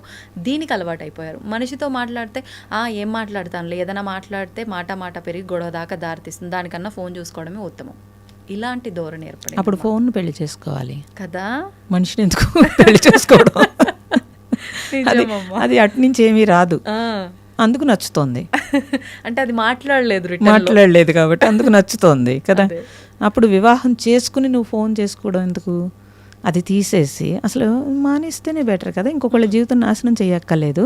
ఈ మధ్యకాలంలో ఒక వీడియో చూసామ్మా నేను. ఉమ్, హస్బెండ్ పెద్ద ఆయన ఫోన్ చూస్తూ ఉన్నాడు ఎంతసేపు ఆ ఉయ్యాల్లో కూర్చొని. ఆయన్ని చూస్తూ వాళ్ళ కొడుకు కూడా సేమ్ అదే విధానం ఫాలో అవుతున్నాడు. ఈ పెద్ద అయిన వైఫ్ అంటే ఈ అబ్బాయి వాళ్ళ మదరు, ఆల్రెడీ ఈయనకు కూడా పెళ్ళైపోయింది, తను వెళ్ళి ఏదో మాట్లాడడానికి ప్రయత్నించింది, కానీ ఆయన పట్టించుకోకుండా ప్రతిసారి అలా ఫోన్లో చూస్తూ ఉండడం. ఆమె తీసుకొని వెళ్ళి తాళి, అది పసుపు కొమ్ము ఉంటుంది కదా, అది ఫోన్కి కట్టిస్తుంది అనమాట. అంటే నీకు మనుషులతో అవసరం లేదు, నువ్వు ఫోన్నే పెళ్లి చేసుకో అని చెప్పి. వెంటనే అక్కడ వాళ్ళ అబ్బాయి కూడా అదే ఫాలో అవుతున్నాడు కదా, వాళ్ళ కోడల సైడ్ ఒక లుక్ ఇస్తాడనమాట.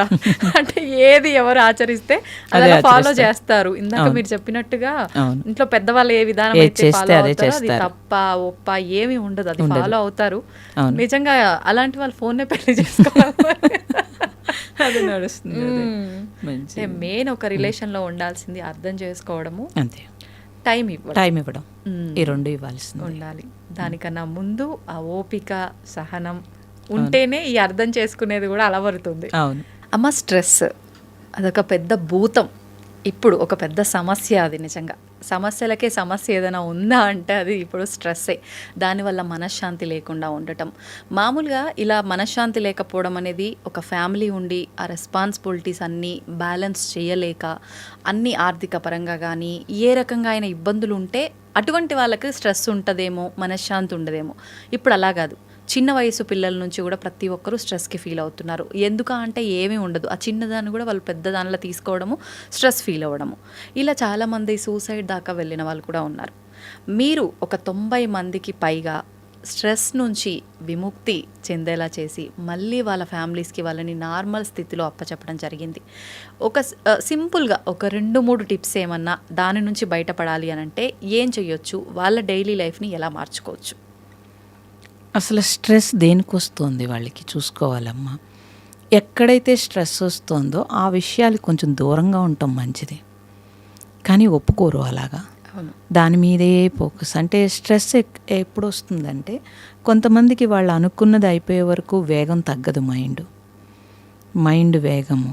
పూర్వం ఎవరికి స్ట్రెస్ లేదు కదమ్మా. మన జీవన విధానంలో ఆ స్ట్రెస్ రాకుండా ఉండడానికి లైఫ్ స్టైల్లోనే మనకి డిజైన్ ఉంది అలాగా. మీరు జపం చేశారనుకోండి, కొద్దిసేపు ప్రశాంతత వస్తుంది. ఒక దీపం వెలిగిస్తే కొద్దిసేపు ప్రశాంతత వస్తుంది. అంటే రోజు మొత్తంలో మీరు ఆహారం అలసిపోయారనుకోండి, శరీరం అలసిపోతే వెంటనే పడుకుని రెస్ట్ తీసుకుంటున్నారు. మరి మైండ్కి రెస్ట్ ఎప్పుడు ఇస్తున్నారు? అసలు రెస్ట్ అని చెప్పి మంచమే పడుకుని సెల్ ఫోన్ చూస్తారు. మరి రెస్ట్ అవుతుందా, వేగం అవుతుందా? వేగమే. మరి మీరు ఒక్కసారి కూడా మీ మైండ్ని పట్టించుకోకపోతే స్ట్రెస్ వస్తుంది. అందుకు నేనేమంటున్నానంటే, మీరు శరీరం ఎలా అయితే రెస్ట్ కావాలని అనిపిస్తుందో మైండ్కి కూడా రెస్ట్ ఇవ్వాలి అన్నది ఫస్ట్ తెలియాలి.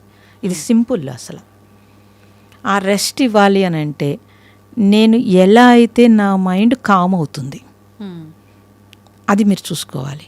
అది బుక్ చదువుకుంటారా, మొక్కల్లోకి వెళ్తారా, లేకపోతే వంట చేస్తారా, కొంతమందితో మాట్లాడితే వాళ్ళకి బాగుంటుంది, లేకపోతే ఎలా అయితే బాగుంటుంది, ఎలా అయితే మీకు ఆ మైండ్కి హ్యాపీగా అనిపిస్తుంది, లేదా ఎలా అయితే అసలు పూర్తిగా రెస్ట్ దొరుకుతుంది. ఇది మీరు ఎవరి జీవితంలో వాళ్ళు ఎవరికి ఒకే టెక్నిక్ అందరికీ పనిచేయదమ్మా. వాళ్ళు చూసుకోవాలి. చూసుకుని చక్కగా ఆ రోజంతా నా మైండ్ని ఇంత వేగంగా నడుపుతున్నాను కాబట్టి అట్లీస్ట్ నా మైండ్ కోసం నా టైము కనీసం 10 నిమిషాలు ఇస్తాను, పావు గంట ఇస్తాను. చిన్న ట్రిప్పు. ఈ 10 నిమిషాలు ఈ పావు గంటలో నేను రొటీన్ పని చేయను, ఇంకా అలానే కొత్త పని కూడా చేయను. ఎలా అయితే నాకు నా మైండ్కి పీస్గా అనిపిస్తుంది అదే చేస్తాను అని కనీసం ఒక నెల రోజులు చేసి చూడండి అంటాను నేను. మీరు వద్దన్న టైంకి మీ మైండ్ అక్కడికే వచ్చేస్తుంది. ఆ తర్వాత ఏం చేస్తుందంటే మీరు ఎక్కువ స్ట్రెస్ పెట్టే కొలది అదే చెప్తుంది, నువ్వు ఆపు ఇంకా అని చెప్పి. మేము ఆశ్రమంలో చేసేది అదే చేస్తాం. తర్వాత కాన్ఫిడెన్స్ పెరిగేటట్టుగా వాళ్ళకి పనులకు చెప్తాం. అసలు మేము చేయలేము, మేము చెందలేము అనుకున్నవన్నీ చేయిస్తాను. లేడీస్ వచ్చి పార పట్టుకుని గణుపం పట్టుకుని లేకపోతే అన్ని పనులు ప్రతి పని నేర్చుకుంటారు. హా. కాన్ఫిడెన్స్ పెరిగితే కనుక స్ట్రెస్ లెవెల్ తగ్గుతుంది, భయం పోతుంది. First okay. వాళ్ళ మీద వాళ్ళకి భయం పోతుంది. భయమే స్ట్రెస్ కారణం. మ్మ్. భయము స్ట్రెస్ కారణము, మైండ్ వేగము స్ట్రెస్ కారణం. ఈ రెండే ఉంటాయి. ఓకే. ఈ రెండింటిని మనము బ్యాలెన్స్ చేయగలిగితే కనుక లైఫ్లో ఎప్పుడు స్ట్రెస్ రాదు. పరిస్థితిలో ఇబ్బందులో ఏమొచ్చినా కాసేపు స్ట్రెస్ అనిపించినా వెంటనే బ్యాలెన్స్ చేసేసుకోగలుగుతాడు. మ్మ్. బాడీకి మీరు గుడ్ ఫుడ్ లేకపోతే గుడ్ హెల్త్ అని అన్నీ ఇస్తున్నారు కదమ్మా, మైండ్కి కూడా ఇవ్వాలి అని చెప్తున్నాను నేను. మ్మ్. మైండ్కి కూడా మీరు ఇస్తే మొత్తం మైండే ఈ బాడీని నడుపుతోంది కదా, అప్పుడు ఈ మైండ్ని మీరు కాపాడితే కనుక లైఫ్ లాంగ్ స్ట్రెస్ లేకుండా ఉంటారు. హా. ఎవరు మైండ్ని కాపాడాలనుకోవట్లేదు, బాడీనే కాపాడాలనుకుంటున్నారు. మ్మ్. అదొక్కటే తీసేయాలి. ఈ మైండే ఈ బాడీని కదుపుతోంది కాబట్టి ఈ మైండ్ని మనం జాగ్రత్తగా చూసుకోవాలి అనే ఒక్క చిన్న విషయం మీరు గుర్తుపెట్టుకుంటే లైఫ్ లాంగ్ మీ మైండ్ జాగ్రత్తగా ఉంటుంది. తద్వారా మీరు బాగుంటారు. ఓకే. అంటే శరీరపరంగా ఎలాంటి జాగ్రత్తలు తీసుకుంటున్నామో అసలు ముందు ఫోకస్ పెట్టాల్సింది మైండ్ మీద. మైండ్ పరంగా. అది Automatic గా ఒత్తిడికి mind- గురవుతోందా, ఆ, అది ఒత్తిడికి గురవుతోందా, ఏం చేస్తోంది, ఏది ఇబ్బంది పడుతోంది. మ్మ్. ఎవరినో చూస్తే మనకు అసూయ వస్తుంది, ఎందుకండి మనం వెళ్ళడం మ్మ్. కదా. ఓ పార్టీకి వెళ్ళాం, మనకు అసూయ వస్తుంది, మ్మ్.